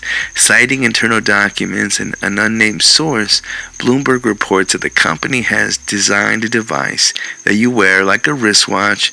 And apparently right now it's in beta testing, and apparently it's underway to go out to the masses. It says eventually the technology could be used to advise the wearer how to interact more effectively with others. And I'm not too sure if this is to get introverts out of their asshole, but it says it's unclear how far along Amazon is in developing the new frontier of Alexa-powered surveillance. Bloomberg cannot say whether the testing in question includes prototype hardware, but the emotion detecting software or both. The report does say that the device is a wrist-worn gadget being developed in collaboration with Lab 126, the same company that helped develop the Echo and the Fire phone. I didn't know Fire had a phone. Anyways, that's about all the information that we've had on the actual hardware. However, Amazon does hold a number of patents that shed some light on how technology like this might work. Now, one such patent includes the image that you can see if you click on the links that I'm going to have here for you below, drawing to make it more fun and realistic. The patent apparently is titled Voice-Based Determination of Physical and Emotional Characteristics of Users. So it describes how an Alexa device could receive input from a user through microphones and tag it accordingly. Like a life hack drawing above illustrates a sick woman who could arrive home coughing. She says she's hungry. Alexa then would tag her as sick and then recommend chicken soup. Alexa could then offer to order cough drops from Amazon, order an effort to ease the human's sickness. Anyways, the Alexa workflow, according to the same drawing, might look a little bit like this, and it gives me information on pretty much just entering in ads. You think about it, you read any kind of article and you see like a hyperlink ready to sell you some shit. That's going to happen to you as you're just living. Now, again, I don't know how big of a deal this could be, because if you're the type that has an Echo, then you probably are used to yelling at technology in order to get what you want, or to ask a fucking question, as if it was too difficult to use your motherfucking fingers to type. You know, we want to make everything voice recognition. Now, in that very same essence, I mean, what's scary about that is Amazon eventually wasn't even going to have an initiation word, which, why does it matter? Because it's always fucking listening. But again, to appease people, to not make them think or believe or to know that Alexa's always listening to you, they gave some kind of safe word, or the safe word apparently is calling the bitch out by name. But again, that doesn't mean nothing, because she's always listening. How else could she fucking hear for her name to be called out? So you might think, or we might think, that we have control of these things because we hold it in our hands, because we wear it on our wrist, because we can take them off and we need to charge them supposedly.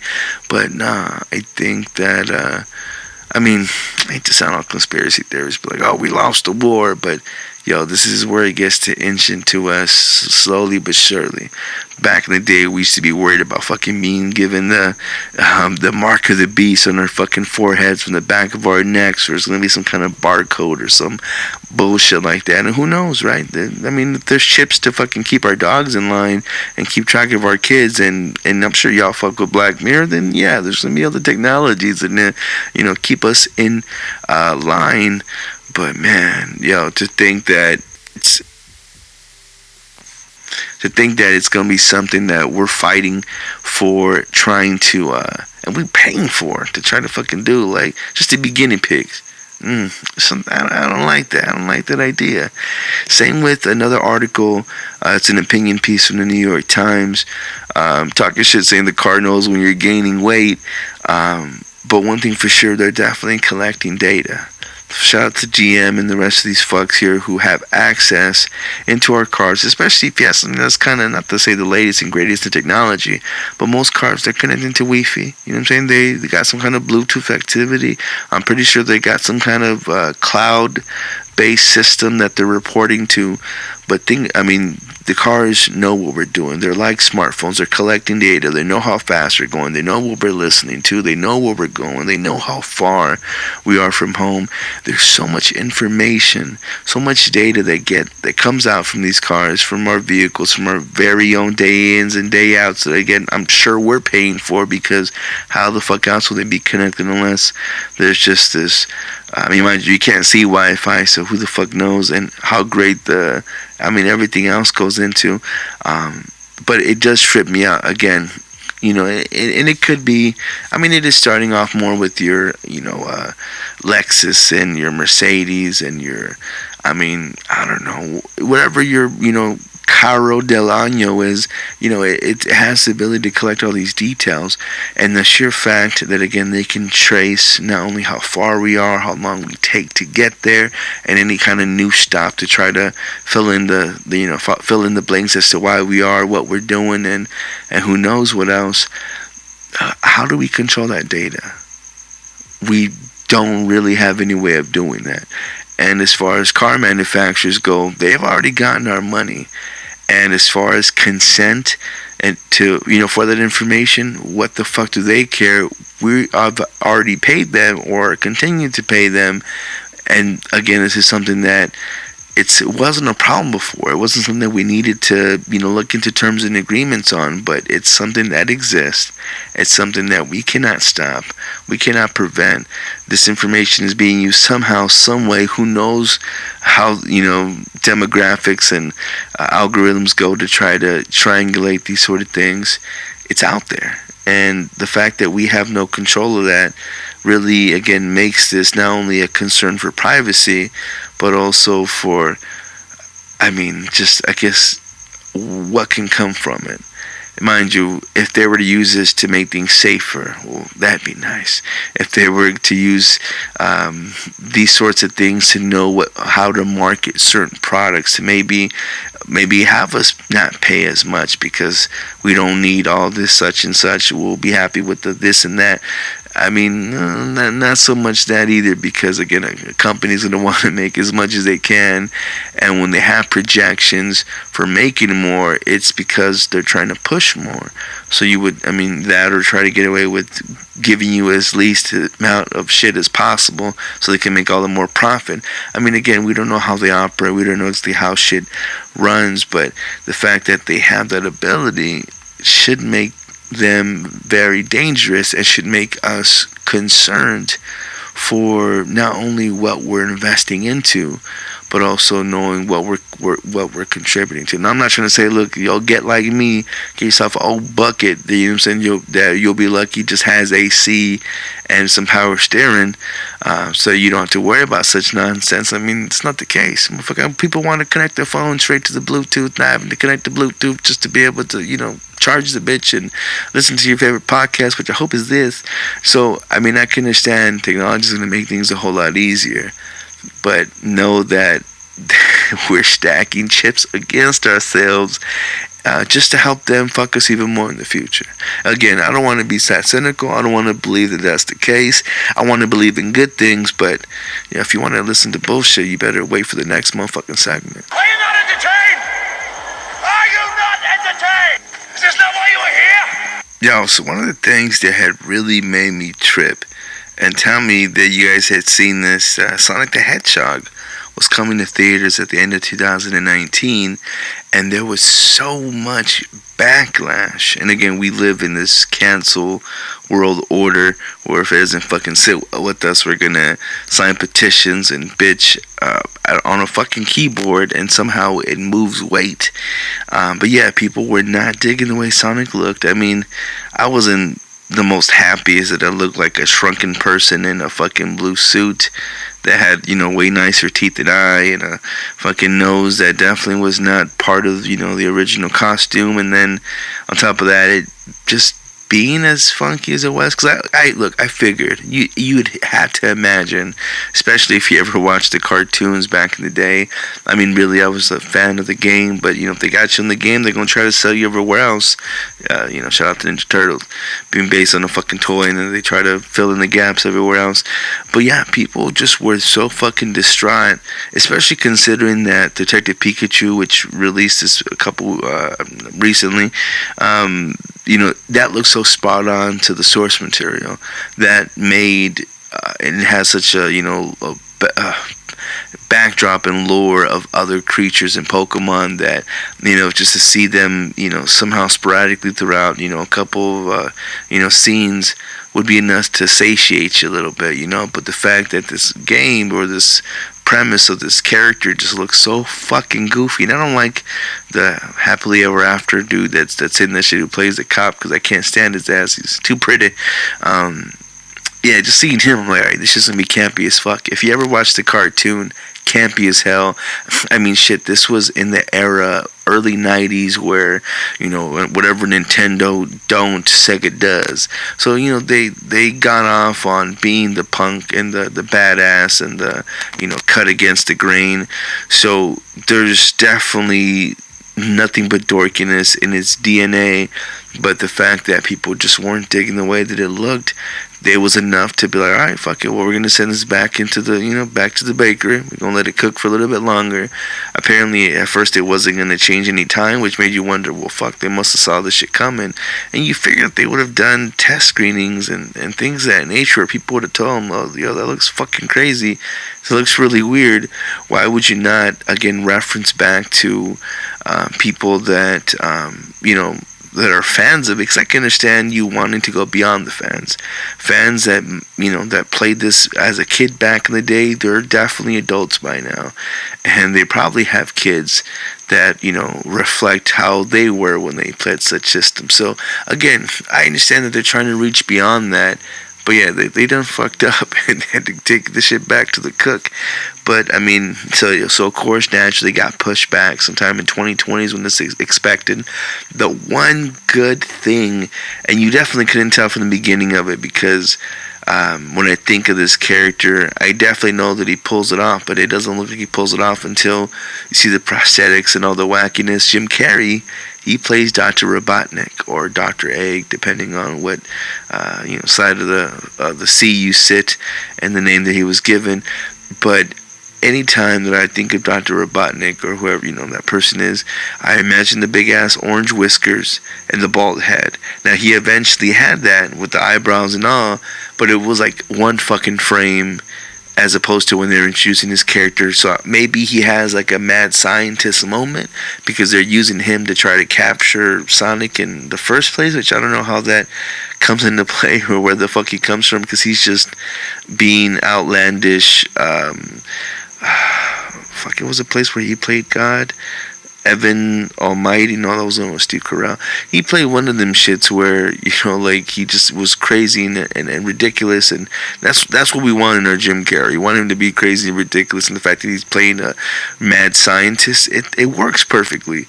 But I hope we don't have to wait that long, not only to get the fucking movie, but I hope we don't have to wait that long to see him become that character. So again, unless it's going to be an origin tale for both of these motherfuckers, I hope it doesn't take that long to see him look like what we want him to look like. Because again, if we're referencing a fucking video game, then give it to us, motherfucker. But again, people weren't digging it, so we're gonna see what comes from that. Again, considering that we live in this cancer, I guess it's cancer, in this cancel culture. There's, I guess if you bitch hard enough, you can wish anything you want, and apparently it can come true.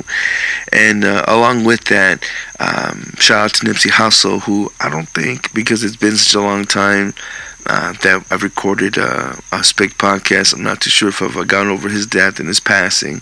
Again, R.I.P. to him. Shout out to Lauren London and all those who were part of his circle, who I'm sure are being affected by this, but also probably profiting, because I think Marathon made the most money that they've ever made from after his death, unfortunately, as well as other people. They were trying to monetize off him from both the little area where he had his memorial to other places nearby. And I think there's like, like there's Hollywood tours. Oh, we'll show you where the Kardashians live. Where we show you where they filmed Terminator, or this is where fucking Nipsey Hussle got shot. So they started doing shit like that, so much so where they had to tear down the memorial, and it fucked me up beforehand. And I think I mentioned this before, because I've talked about this a million times. There's a little white girl from Connecticut that fucking goddamn King Kniff, and she was defacing by drawing a fucking dick over the memorial. Like, why would you do that? You say, white woman who I publicly praise to my own decrement and whippings from my wife, and to think that, bitch, you're gonna do this to Nipsey Hussle, someone who ain't done shit to you, bitch. You never even met him. I doubt you listened to a single until he passed, and you're gonna do this to him? Like, it's terrible. Then I guess what even broke my heart more is shout out to Snapchat showing you shits from a year or 2 years ago in their memory roll.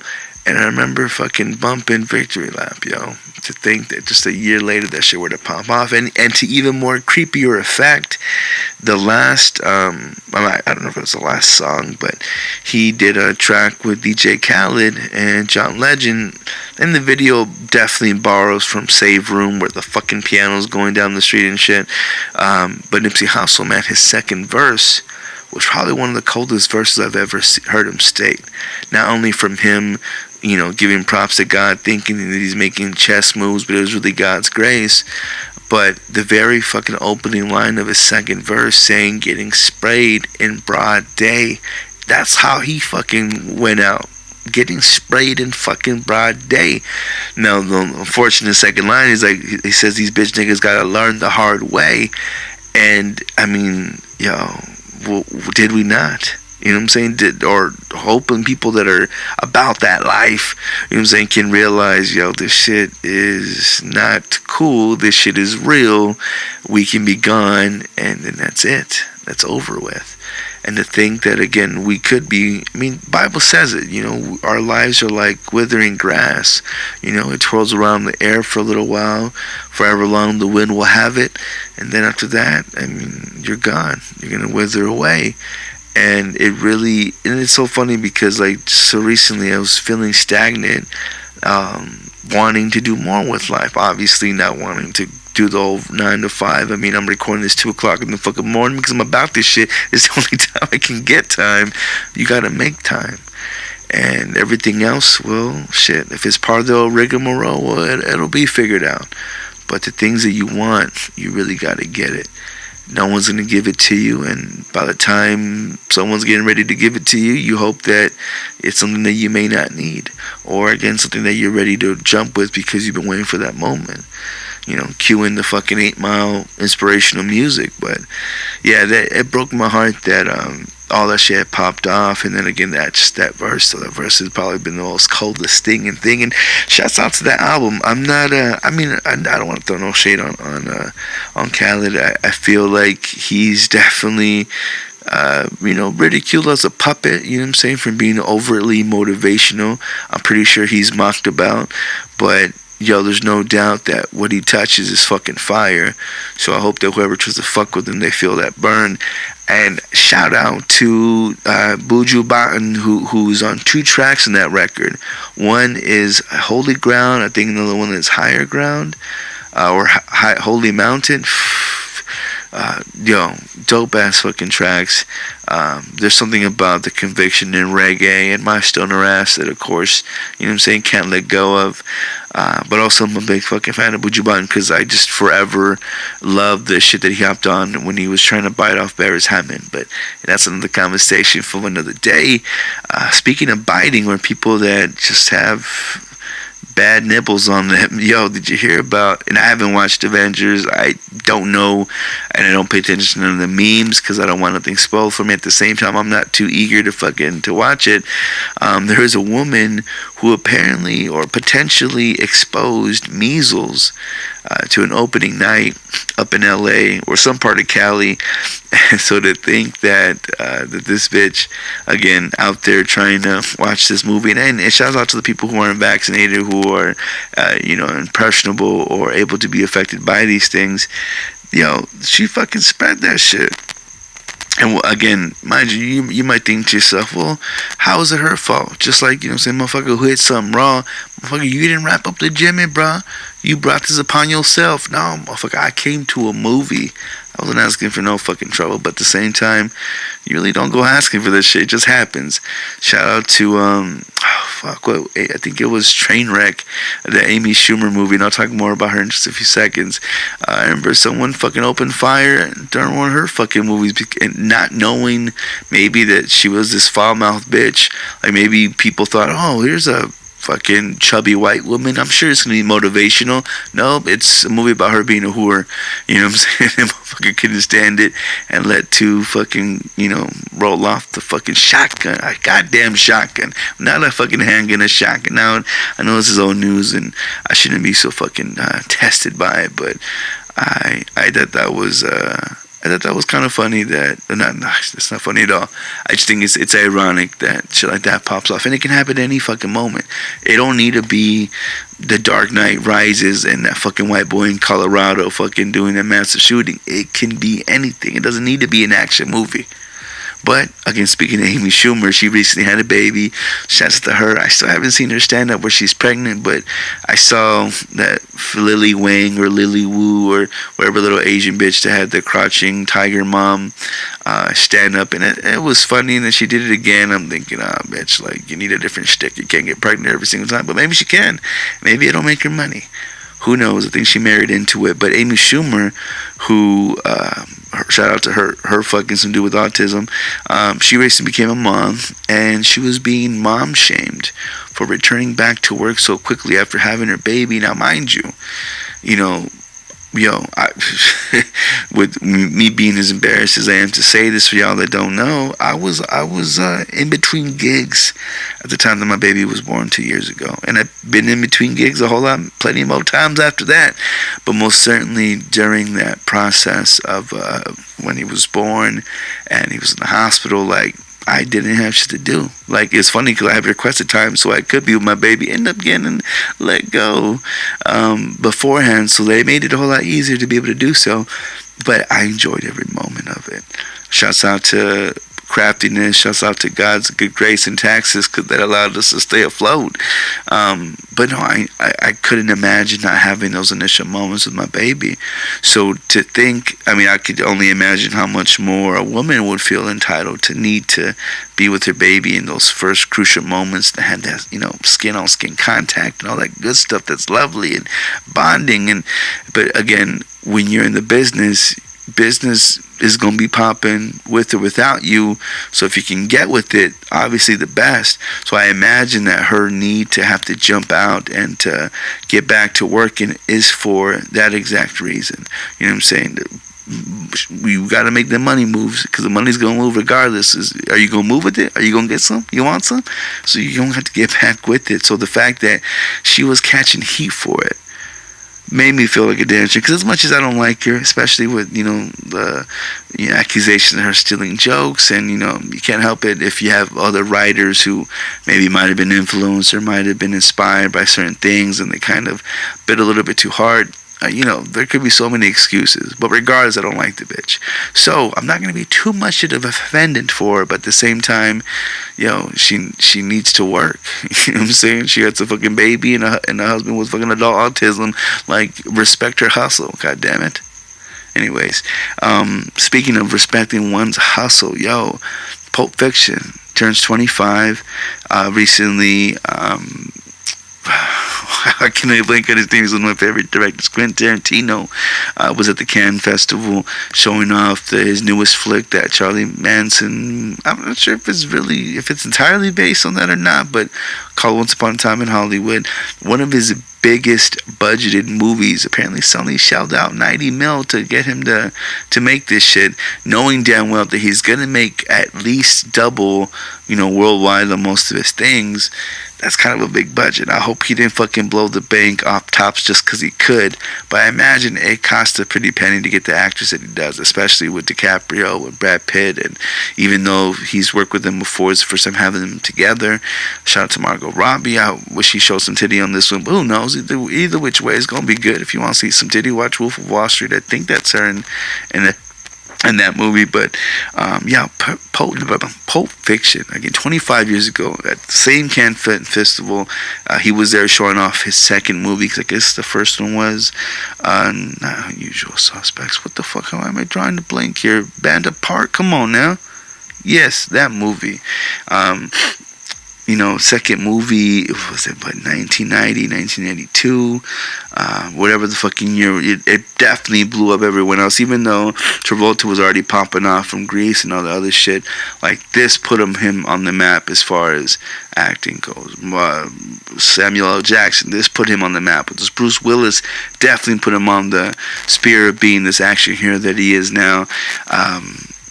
Uma Thurman, you know what I'm saying? One of the, I guess it was the starting of, their making movies together, a la enter, Kill Bill a couple years later. Like, this was a big star, and to me, one of my favorite movies because of the, and it definitely in style has been bitten off ever since.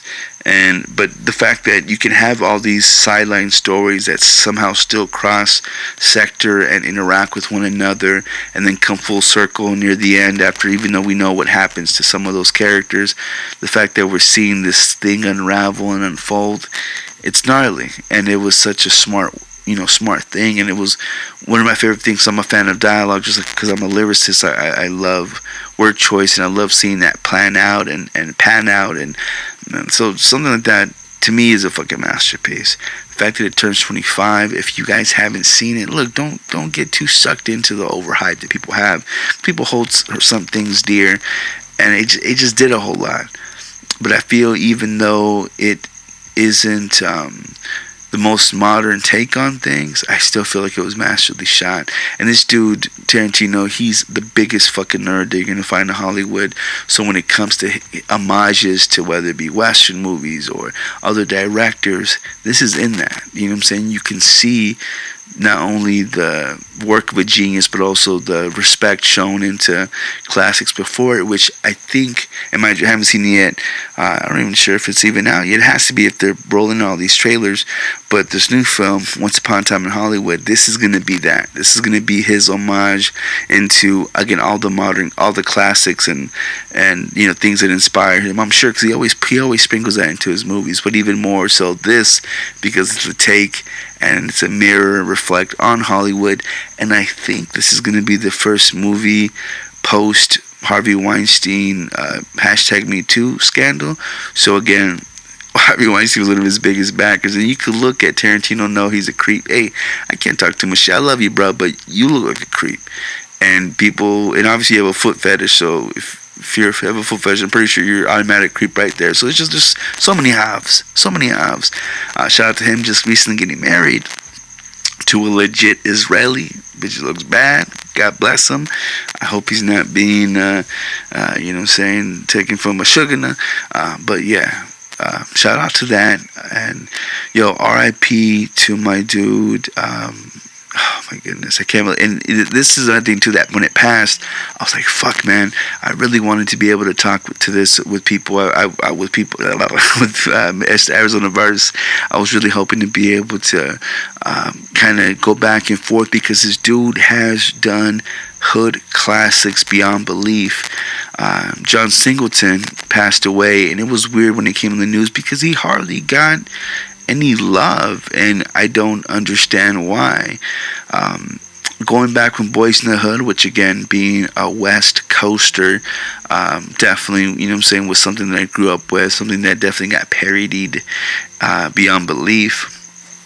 Skipping forward for a part that was intended for Mr. Tupac, Baby Boy with Snoop and Tyrese was a fucking classic. There's so many times that I fucking quote, hitting it from the back, like, you gonna get your ass in there and make some tacos, right? Like that. And I remember just the ultimate stepdaddy move, when you're trying to whip the fuck out of your boy because he ain't fucking listening, and then after you fucking whipping his ass, you want something from the store. Like, they're just, man. And then the African squash, where he's trying to fuck this bitch in this African motion. Like, so much deep cuts in that. Shout out to Ving Rhames. I forgot that he did Too Fast, Too Furious, so once Fast and Furious was popping up. He's the one that fucking added in crazy ass. Wait, did he? Was Tyrese added at that point? I think he was. And Ludacris again for good measure. 'Cause I remember that Two-Face, Too Few. It's ridiculous. But again, as was the era, early 2000s. Shout out, oh my goodness, one of my favorite movies that I have of him, Pac and Poetic Justice. I'm not the biggest fan of Miss Janet Jackson. I heard she did him dirty, making him get a HIV test and changing the number and all this good stuff you can read about later. Yeah, that was a fucking classic. I remember, I think it was the first time I heard of, oh man, just that dude that always had had his little brush, trying to take care of his waves. What would he call a yamp? And man, they roll hard on this Mexican dude who worked in the post office with them, saying, "What the fuck is a yamp? A young tramp essay." Anyways, Higher Learning with Ice Cube, fucking definitely classic. I didn't know he did Shaft, the one from 2000. So shout out to that. He did Four Brothers. Shout out again to reusing Tyrese's ass. I'm not sure why he likes him so much, but definitely I like that movie because of Andre 3000. Andre 3 Stacks. Apparently he did Abduction back in 2011 with the dude from Twilight. I didn't know about that. They have him on Black Snake Moan, but he didn't direct that. He was a producer. Because I remember the same guy who did Black Snake Moan did Hustle and Flow, and again, he produced that joint, which again, to me was, and this is at the point, early 2004, it had to be 2000, yeah, 2005 is when Hustle Flow came out. At this time, I was super into subscribing to Double XL. I have the whole series minus one fucking issue of Scratch Magazine. It was the one with the Neptunes, all because I hated on Pharrell's ass. I regret not buying it. But yeah, I was so into the culture, yo. And he was, I guess, one of the biggest influencers or introducers to things of the culture. And again, as someone who you might say is a visitor, as someone who just ain't that melanated, so may not be part of the clique, which I don't think means shit, but for those that bitch about it, there it goes. He was that to me. He was that influencer. He was that, again, the introducer. He's the one that, kind of gave a little bit of insight and then just, allowed me to run with it. And again, I don't know how he was in his personal life. I can't tell if he was an asshole or not. I mean, I imagine anyone who came from the bottom and made some money is going to have a little bit of, attitude adjustment. But, nothing but love. And I hate that he wasn't glorified the way other dumb motherfuckers are glorified when they do some dumb shit. But yet he passes, and he was such an influencer. And definitely someone who, seemed fucking real and made classic hits. Like I don't know why there wasn't more love shown, but definitely hope that he's resting easy, praying that he's with God, and hopefully sprinkling inspiration, as the world continues to turn. And on that note, Jeremy Kyle, who never really heard it before. I didn't know he had a show for over 14 years. Has a show about, catching people who cheat. And they finally wrapped up his show. I think he's either in Canada or somewhere in the UK. And they wrapped up, they canceled the show because someone had committed suicide after getting caught up. And I don't know how end of the world fucking marriage is, that they need to do all that, once it's over, because you figure, if Cher taught me anything, do you not believe in life after love? You know what I'm saying? Like, it's going to continue on. Like, it doesn't end with that. There's far too much in this world to ever have to give it up to something like that. But so I'm wondering too, because I'm like, okay, so this couldn't have been the first death. Like, I wonder how, because usually with any show, any program, there's getting part of the budget is dealing with lawsuits, settlements, and fees and shit like that they have to pay. Howard Stern was a big one of that, because as long as he kept the ratings up and kept money coming in, having to pay off a fucking religious group who bitched about one thing can, hush up a little bit. It's well worth the vale la pena, because, it makes more money than it's costing to keep them going. So I wonder the same thing if that wasn't the case. Like, all right, more people are committing suicide over this shit, but, ratings aren't up any higher. Let's just cancel this shit. I'm sure we'll make the ad revenue with fucking YouTube reruns. So again, I thought that was hilarious, just because I don't know, fuck that kind of shit. And it never sat well with me. Plus, I'm wondering too, like, I don't know who would sign over. You know what I'm saying? Your likely rights, or whatever little sign off forms you need to sign in order to publish your shit. If I'm getting caught up, bitches, it's the last thing I want you to see. You better blur out my shit, blur out my fucking tattoos and foreskin and everything. I don't want nothing to be recognizable. Anyways, going on some behind the scenes shit, I guess I'll have this wrap up with some of the controversies that I missed throughout my little hiatus. Do any of y'all rock with James Charles? Any of my listeners? I don't know. You know what I'm saying? We're quite the homophobic bunch. James Charles, for those that don't know, was actually a dedication of mine a few years back. I didn't realize this was him. He was the first CoverGirl male model. And I remember he had fucking freckles and all these things, which I didn't know were fucking painted on, which broke my heart, because that was the cutest thing about him.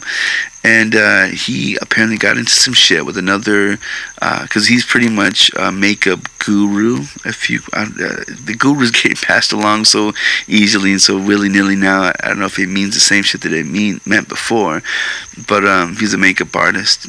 People go to the YouTubes to fucking learn how to fucking put on makeup, and of course, who knows makeup more than the gays? Those that dress up like fishes. We call those drags. He just definitely popping, whether it be his personality, whether it be his catchy Hi Sisters kind of fucking intro and gravitas. He's a big deal. You know what I'm saying? Multi-million subscribers and hits. Motherfuckers making money. Cat's mad young. And he, again, got into the shits with this, with a person who had taken him under her wing, Tati something. Again, I know y'all probably seen these shits go back and forth. And I'm going to definitely include a link to an article from Vox that kind of gives the breakdown on all this. So shouts out to them. But in this, though, he pretty much, again, in the game, just how you would, and let's say in hip-hop or some shit from the hood, it's about loyalty. It's about those who, have your back. You're going to have theirs. And if someone from the opposing team tries to square up, you do your best, and you definitely don't give in, or you definitely don't side with them. Was it my enemy's enemy is not my enemy, but my friend? No, your best friend's enemy, motherfucker, that's your enemy. And he apparently wasn't about that life. And when going to Coachella, he apparently had did some kind of sponsorship deal with, again, the opposing company to the homies company, and people made a big deal out of it. Now I gotta, again, very from a realm of business, look, you know what I'm saying, he wanted to not have to pay for something, so hey, they're offering some change, so you not only are getting a free product, but they're kind of giving you some kickback. Well, why wouldn't you do that? But at the same time, where you go, it's being televised, publicized, you know what I'm saying, it's on social media, it's everywhere within someone's fingertips, so you gotta understand that it's not gonna be something that's gonna be low key. So you gotta understand that if you're, one of your closest friends, or the people who helped you, that brought you up, they gave you game, doesn't like a certain company for whatever fucking reasons, you would think that you would, take their side, or, and again, at the same time, it's like, oh, well, if your friends jumped off a bridge, what will you do? I mean, A, are we going to be safe? B, is it going to hurt? But most importantly, like, just, so one shouldn't be so easy to be bullied into not participating with others. Especially, again, you're young, you're trying to stack up, you're trying to have a good time. So, of course, then they throw in, I don't want to call it rape allegations, but then they're throwing in some Me Too shit where, and of course, if you didn't know this about gay people, they try to turn every straight person gay, whether or not that's your thing, whether or not they caught you at the right fucking fifth Hennessy of the evening, whatever it is that allows you to get there, it doesn't matter to them, because they want what's technically not for them to have. You know what I'm saying? They gon' strive after that. You know what I'm saying? When I was in my healthier days, I used to be a dyke hunter.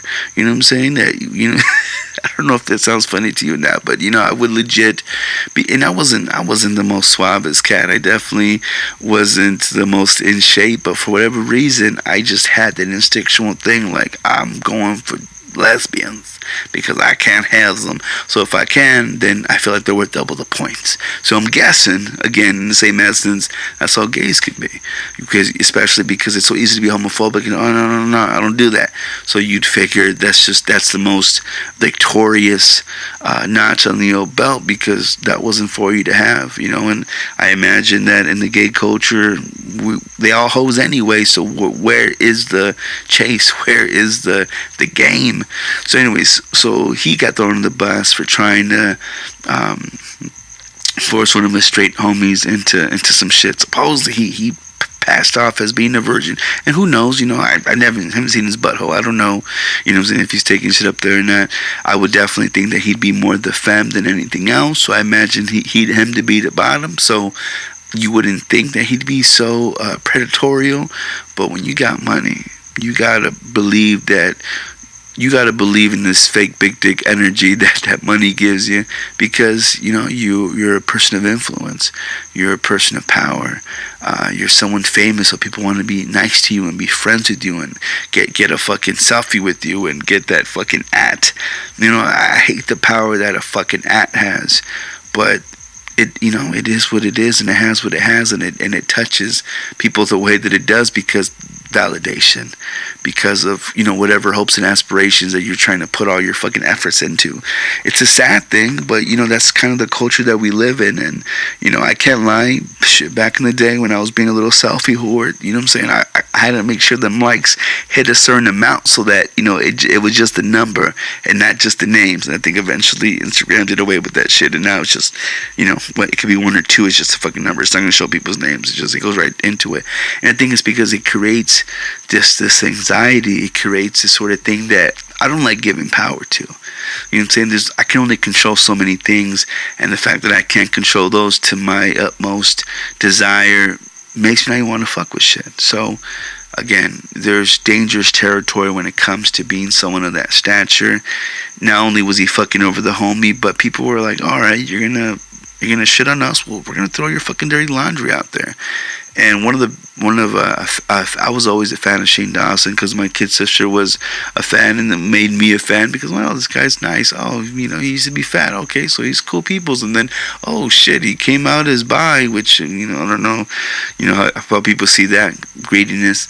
But, you know, then, oh, he's living his best life. Okay, so again, people, they feel, I don't want to say in debt, but they feel like they grow up with certain people, especially if you grew up in this era where, you know, you have your favorite YouTubers or channels, and you've seen people grow, you've seen people evolve, or you've seen them since you were whatever such fucking age, so you feel like they're your friends because you've always kind of seen them. So when people get that deep into the game, again, going back to technology and with the Sega and Nintendo and the fanboyisms of, oh, well, my side's best, oh no, this side's the better. So it comes down to that. And because it came down to that, people were so quick to fucking throw out, well, motherfucker, you be fishing and you trying to, you know what I'm saying, flip straights. Mind you, it's not any new thing. Anyone who's familiar with the gay community knows that's how motherfuckers get down. But again, at the same time, that's considered predatorial. And in this post-Me Too era sort of thing, it's not going to sit too well. But at the same time, we have such a fucking short attention span.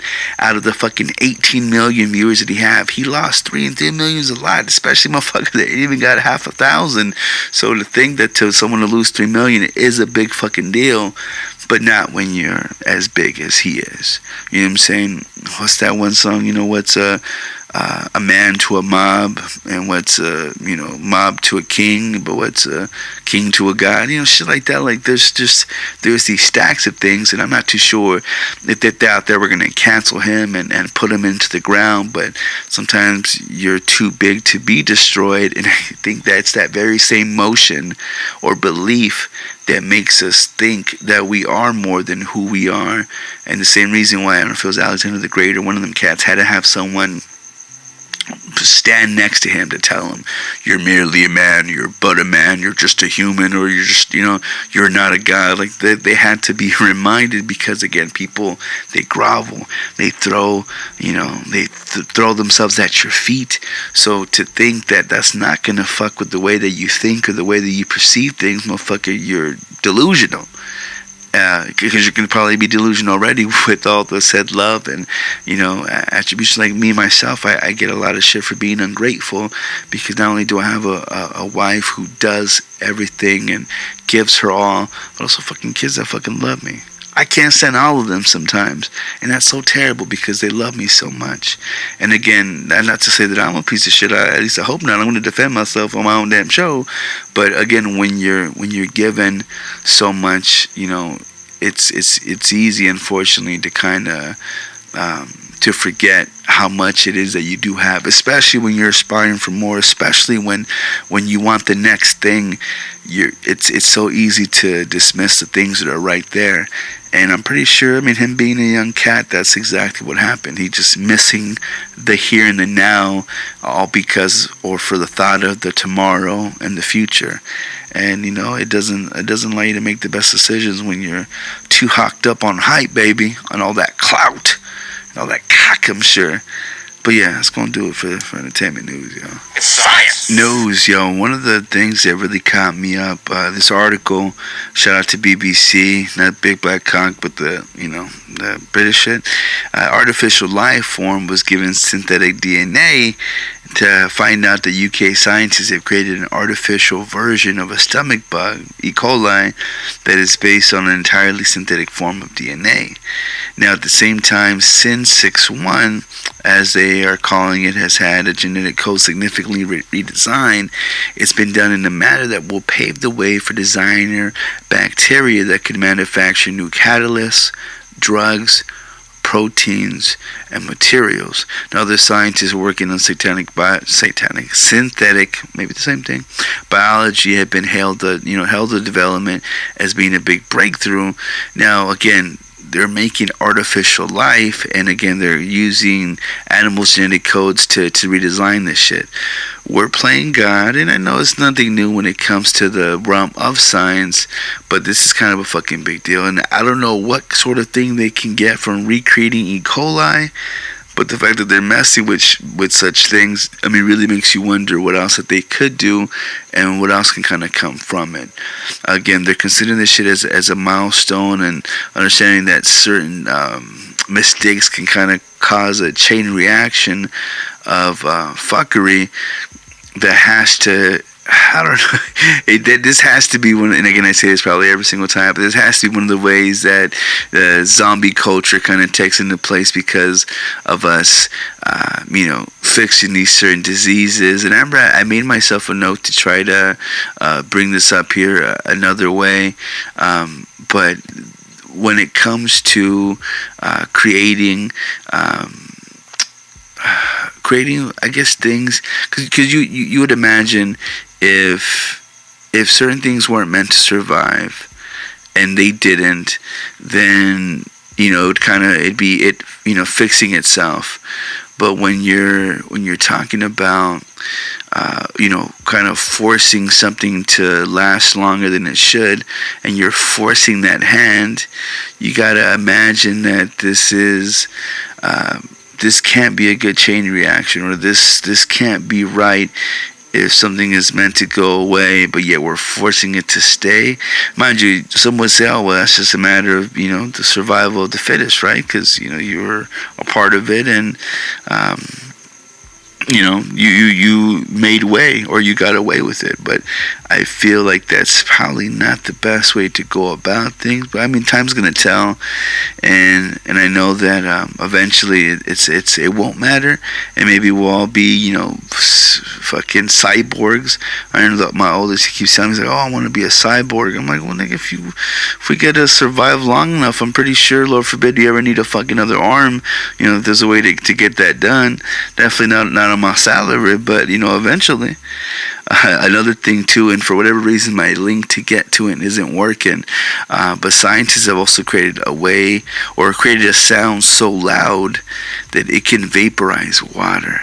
Now that's one of the trippiest things in itself, because you figure we had to have these devices, especially in considering that we're going to be fighting biological warfare, whether it be and dropping big ass Hiroshima type bombs to whatever other mass destruction sort of weapons, which by the way, we've definitely raped and pillaged a whole lot of land to try to get onto that shit. But it's at the same time too, to think that we've mastered this or created this technology where we can vaporize water based on a fucking sound. It makes me just feel like just any kind of vibration that can fucking create and cave in eardrums. Like it's gonna be something that probably no man should have said power, but that's gonna be probably one of the tilts, if you will, of war. That's gonna definitely throw us for a fucking loop. But I laugh too, because as much as we're advance in that essence where we're creating these crazy fucking things I can just imagine too, like there's effects to make shit bounce off of walls, whether it be audio or whatever, to try to manipulate if not VR sort of things, and just booby traps in general. I laugh because there's another article that I pulled up about Scientologists who were on a cruise, and you figure, okay, well, yeah, shout out to Pulp Fiction and John Travolta's Scientologist ass, being on this cruise, with his fellow Scientologists, and what should be a spaceship, really just a fucking a little water vessel. They all contracted fucking measles. There was a measles outbreak, and shit spread out. You figured that as much money that they have from having to part of said religion, that they'd probably have some money to to clear and check from top to bottom the fucking crew that something like that slipped through. But yeah, I don't know how that shit pops off. How is something that we eliminated back in the 50s become such a fucking threat? And the scary thing, when kids contract this shit, that they they get these flu-like symptoms and they fucking die. Like, that's so fucking heartbreaking. I don't know, how is that possible in the day and age that we live now, where again we can fucking take 2 sentences of someone talking and then all of a sudden being able to manipulate whatever the fuck we want them to say. But yet something again from the fucking 50s is killing our youth. I don't understand it. Just how I don't understand fucking opioid addiction. Mind you, I love my weed, and I know it's a downer, and I know it ain't the most energetic of drugs. You know what I'm saying? It ain't as fun as cocaine. But I don't get how we can have a fucking opioid epidemic. And mind you, because of its easy accessibility, because of its strong fucking potency, I mean, there's so much in that. I laugh because I'm a big fan of NPR, but sometimes their headlines, man, it don't make too much sense. Or it makes sense, but like, why the fuck she had to mention that? There's the title of article saying opioid addiction, drug going mostly to whites, even as black death rates rise as well. It's like, look, you know what I'm saying, we're losing a lot of our people out to opioids, but niggas is dying too, just so you know. At least that's the kind of vibe I got from that. But anyways, they're advising that white drug users are addicted to heroin, fentanyl, and other opioid type shits that have a near exclusive access to bupropion, and a drug that curbs the cravings for opioids and reduces the chance of fatal overdose. That's according to a study, again, from the JAMA Psychiatry, can't even pronunciate, pretty damn late. I'm blaming it on that. Research reviewed 2 national surveys of physician-reported prescriptions between 2012 and 2015, and as overdose deaths surged in many states, so did a number of visits during which a doctor or nurse practitioner prescribes the bupropion, often referred to as brand name Suboxone. Now, researchers assisted or assessed at 13.4 million medical encounters involving the drug, but found no increase in prescriptions written for African Americans and other minorities. Nigga, we done in other ways. Shout out to cholesterol. Now, it says that white populations are almost 35 times as likely to have a bupropion-related visit than a black American. And I always never liked the way that was formed, but I mean, I guess that beats having to fucking put African Americans. Anyways, they're just showing that the differentials, but understanding that we have, and I say we as me being part of the culture, we have been formed and swayed a certain way to where we're being killed off by other shit. The very same spices that, you know, will keep a white woman from wedding, or keeping a man fully happy from, you know, his food dishes and dinner choices, are the very same thing down there are killing most of us off. Something as sad as easy as that. Then not to mention, you know, lack of resource to other shits and things of that nature. But I laugh so much because, especially, shouts out to Jacob the Jew, who doesn't want to return any of my calls now over some dedication bullshit. Shout out to that bitch.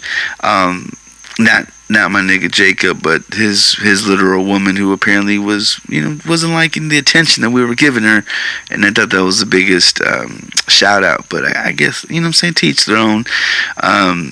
He was telling me about the rehab process and how it's kind of a sham, and how, you know, it's just a way to kind of for them taking money to put you up on some game, and so that the next time that you fucking OD, it's, you know, that much more of a blessing that you survived, even though you probably shouldn't have learned the certain techniques that you learned anyway.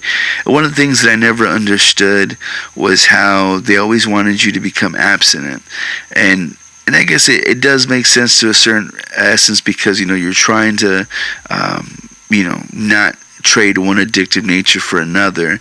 And there was an Indonesian rehab center, and I'm going to include the link, even though I'm not going to really go through the story here, that, you know, that believes that that's not necessary to have to be abstinent in order to, you know, to shake off certain things. And the reason why I believe that to be so, why that shouldn't be so much, because mind you, sex addiction is definitely a thing, but you would imagine, though, that if you're able, again, if your main source of getting out of this world is, you know, jumping into, I don't know, something that's going to, again, take you out of this world, wouldn't it be best that it be something created from actual endorphins, which, again, I guess maybe people are worried about it leading to rape or some shit, but if you're with someone, if you have a partner, I wouldn't think that you have to separate from them in order to, because you figure you're going to want to ride it out with them. If you're coming down, they're going to want to be by your side. So why not be able to fucking fuck it out, right? I mean, I would think that would be the most, you know, beneficial way, not only to burn some calories, not only strengthen a relationship, but also to hopefully kick a fucking habit. Shit, if I can not have to spend on, you know what I'm saying, my paraphernalia, and I can just fuck it out with my wife, well then shit, you figure, you know, killing multiple birds, and while also keeping one fucking shut the fuck up, right? Anyways, going back to the addictions of heroin and all the, I guess, and all the other shits that are really out there that, you know, can keep us for a loop, I got so happy to read, and shout out to CNN for reporting that, you know, studies finding that CBD is effective at treating heroin addiction. And again, I'll leave the articles there for y'all to read, because I'm getting the fuck out and trying to go to bed, because editing's gonna take a little minute. Shout out to the calming effects that CBD has. Now, mind you, for those who are big time stoners, those who fucking, you know, they need to have a spliff a day to keep the evil away, understand that potency levels might not make it to where you can get the full effects of CBD, especially, again, if you have such high tolerances. But again, if you're coming from the opposite of of the old Mary tree, that CBD is gonna have a big effect. You're gonna feel the calmness. You're gonna feel the, I guess, not so much the numbness. And I know that's the thing that that heroin and shit does, and pain pills do. They make you completely numb. This isn't doing that, but it kind of is. It's allowing you to shake off all the anxieties, all the stresses, hopefully the hurts that are lingering over you, and allowing you to just release, allow you to just be. And that's also, I'm saying, what happens when you're doing downers. You just want to be. So again, it's giving you the power to be without losing your motor functions. And I feel like that's probably one of the biggest drawbacks from fucking being a heroin addict, is fucking not only having to have fucking needles all shot up in you, but just you being fucking mummy like. So again, why I like to slow myself down even more than my slow ass already is doesn't make too much sense, but I want to blame it on ADHD. Again, I was just happy to see that that CBD was coming up in this sort of way. And mind you, if they're selling it at fucking CVS's and Walgreens, and obviously the FDA isn't down its back. I mean, it's been recognized by the FDA. Again, it's not illegal. Usually before, you can only get it at head shops, if not dispensaries. But now, again, you can get it at your local convenience store. Maybe for a pretty fucking penny, but you know what I'm saying? Like, the fact, and I would just say smoke weed, but again, not everyone can, unfortunately. Sometimes it can leave you paranoid. Sometimes it's that very thing that keeps me in check. Sometimes it's just, again, find what fits you, but don't go into the pill popping animal that, you know what I'm saying, that's so easy to kind of go to. Don't be part of that stereotype. Don't feel that you need to, mind you, I can understand wanting to get out of your body, want to get out of your mind, but there's so many more healthier ways to do it, though. I mean, for real, mind you, I can't compare other people's hurts to mine, because, we haven't lived the same life, or we don't wear the same shoes. But, in the same essence, we're not too far off from the same roads. So, I don't know, experiment a little bit. If you didn't go to college and that was the time where people were experiment now. Just give shit a try. Don't fall into the machine. And I feel it's the machine that not only makes this shit so, fentanyl and things of that nature, opioid shit, so easily accessible, but I mean, again, try to fight against it. You might not see a will, have the will to continue. You might be at that fuck it crossroad. You know what? If you're at that essence, then fuck it. Cross that goddamn road and get where you want to get to. But if you're not dead set on offing yourself, well, then you probably have a reason to live, and any little reason is good enough. Especially if you have others depending on you. And if you don't, then I can understand not having any sort of purpose, but it's up to you to find. I'm sure that you didn't go through all this bullshit just to end on a fucking, on a low note of, slaying your wrist in a bathtub, or, putting your fucking head in the oven, or doing whatever kind of cliche, self-deprecating sort of thing in order to get rid of yourself. There's so many things that we can get lost into. There's so many pleasures of the world. People, it's funny because, not to get in, I guess might as well, right? We're on the mental health awareness kick. As much as people say, oh, they're so brave to keep on living, at the same time, or when they say that, oh, that's such a cowardly way to go out. Like, I don't think that's cowardly. I mean, it's a cheap shot, because it's an easy way out. But at the same time, like, how easy is this? Maybe I'm just that narcissistic where I couldn't imagine going full force or something like that. I can't lie, I've been really down in the dumps. Depression is fucking me pretty good, and the devil is clocking overtime in all of his jobs. So there's no doubt that there's that presence that it makes things difficult. But at the same time, like, it takes a lot of balls to finally go, push yourself over that hill. Whether or not you're jumping over a cliff or you're trying to fucking pull the trigger, it has to take a lot of strength to have the fuckers to do that. But at the same time, that's such a fucking cop-out. That's such an easy way out. after the fact of how difficult it is to actually do, just because, there has to be a reason why we're on this earth. It can't just be to be a worker bee. It can't just be to fucking be in this alien ant farm of shits where we're just pushing one thing from one end to another. Like, there has to be something more. And I feel like with these times, we need to figure it out, because shit from the past is coming to take us out again. Again, whether it be the fucking measles or a goddamn bubonic plague that someone got from... there's some old, and again, I'm going to include the article, I'm not going to go into it, but there was a couple that died from the bubonic plague after eating raw rodent meat as some kind of like folk remedy that I'm sure was from medieval times. But do we not fucking remember the Black Plague came from the fucking dark times, the medieval times? Come on now, same shit. And same thing with, and it scares me because, recently got a doggy, and I found out that there's certain diseases that the dogs can fucking pass on to us, that, your ass fucking tugging this goddamn dog that not only licks his asshole to keep himself clean, but, eats random shit because he smells some kind of vitamin in there. We probably shouldn't be as close as we are to our pets.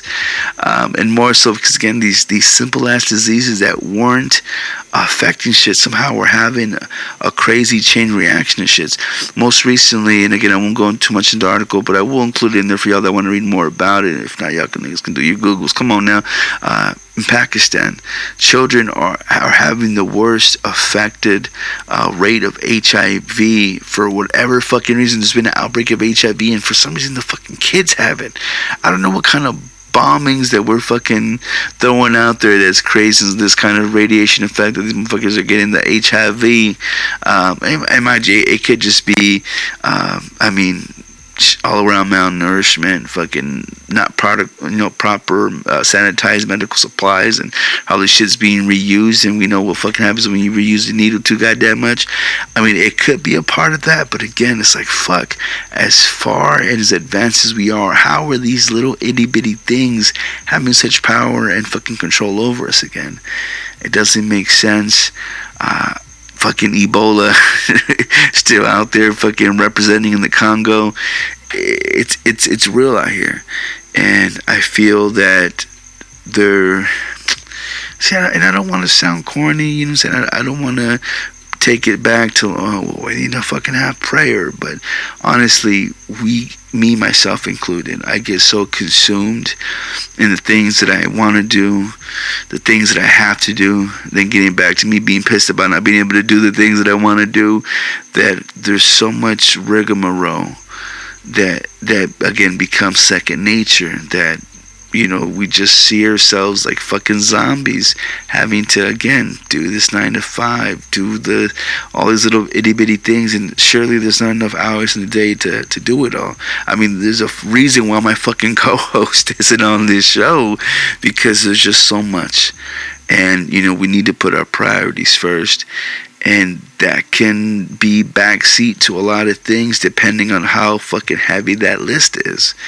And I guess the one thing that I want to say to wrap things up for those that are still listening, that's sat through this, ran through this, do whatever sort of shenanigans that one does when listening to podcasts, don't lose sight, not only in whatever sort of hopes and aspirations you had in your heart. If never you had anything in you to begin with, but somehow you've made it however many years that you are now, know that it had to have been for a reason. Know that you had something instilled in you, some kind of driving force, that whether by your conscious effort or just, again, some divine fucking, I don't want to say hula hoop rope, but a fucking, what is it, when you gotta hog tie someone, whatever, there's something on you, some kind of lasso that's been pulling you a certain direction, that you're meant to be somewhere. You're meant to be someplace. You may not be there yet. You may not see that end of the light of the tunnel. But why else would you make it this far, if not to keep going? Again, you might see, well, shit, no, it doesn't, no vale la pena, it's not worth the lemon ain't worth the squeeze. Well, how the fuck would you know? You haven't got to where you wanted to be yet. And if you have, and you've fallen from grace, and you're thinking, nah, it's over for me, it's done. No, you've been there before. We just got to get there again. And man, I don't know who I'm speaking for. Maybe I'm just speaking to myself, trying to get myself hype again. But there's just so much more that not only we can comprehend or believe or I guess understand is another word for comprehend. But still, like, there's so much that we don't know, and so much that we're not shown, because it's going to take away the bite. It's going to take away that bark. We can't be all bark and no bite, or vice versa. There has to be balance, and without that balance, creates an overheated temperature of burnout, or just some kind of lopsided nature that doesn't allow you to ride that fucking big wheel sufficiently to the fucking finish line. So on that note, I want to thank all you guys who have listened, who, show love on social medias, which again, you can always do at Papo, so SOULPAPO, shit, whether it be the IGs, whether it be the Snapchats, whether it be trying to throw out some shekels on the fucking Cash App. Just know that I'm here to show love and to hopefully keep things trucking, and hopefully bring you more interviews via the Papo sessions, which, by the way, if ever you wanted to become a producer of the show, definitely go to patreon.com/SoulPapo. Again, capital SOUL, capital PAPO. Also, again, visit the website at ArizonaSoulPodcast.com. You can see dedications. You can click on emails to send messages. Pretty much see feeds of all our shits, because I'm pretty sure Arizona Verse is still popping there on the social medias for damn sure. That's where you'll find them. But if ever you want to drop us a voicemail, leave some kind of message, know that you can always reach us at area code 480-588-4688. Again, the phone number 480-588-4688. Yo, drop a line, talk your shit, speak your piece. I'm cool with it. And one thing for sure, God bless you. Okay.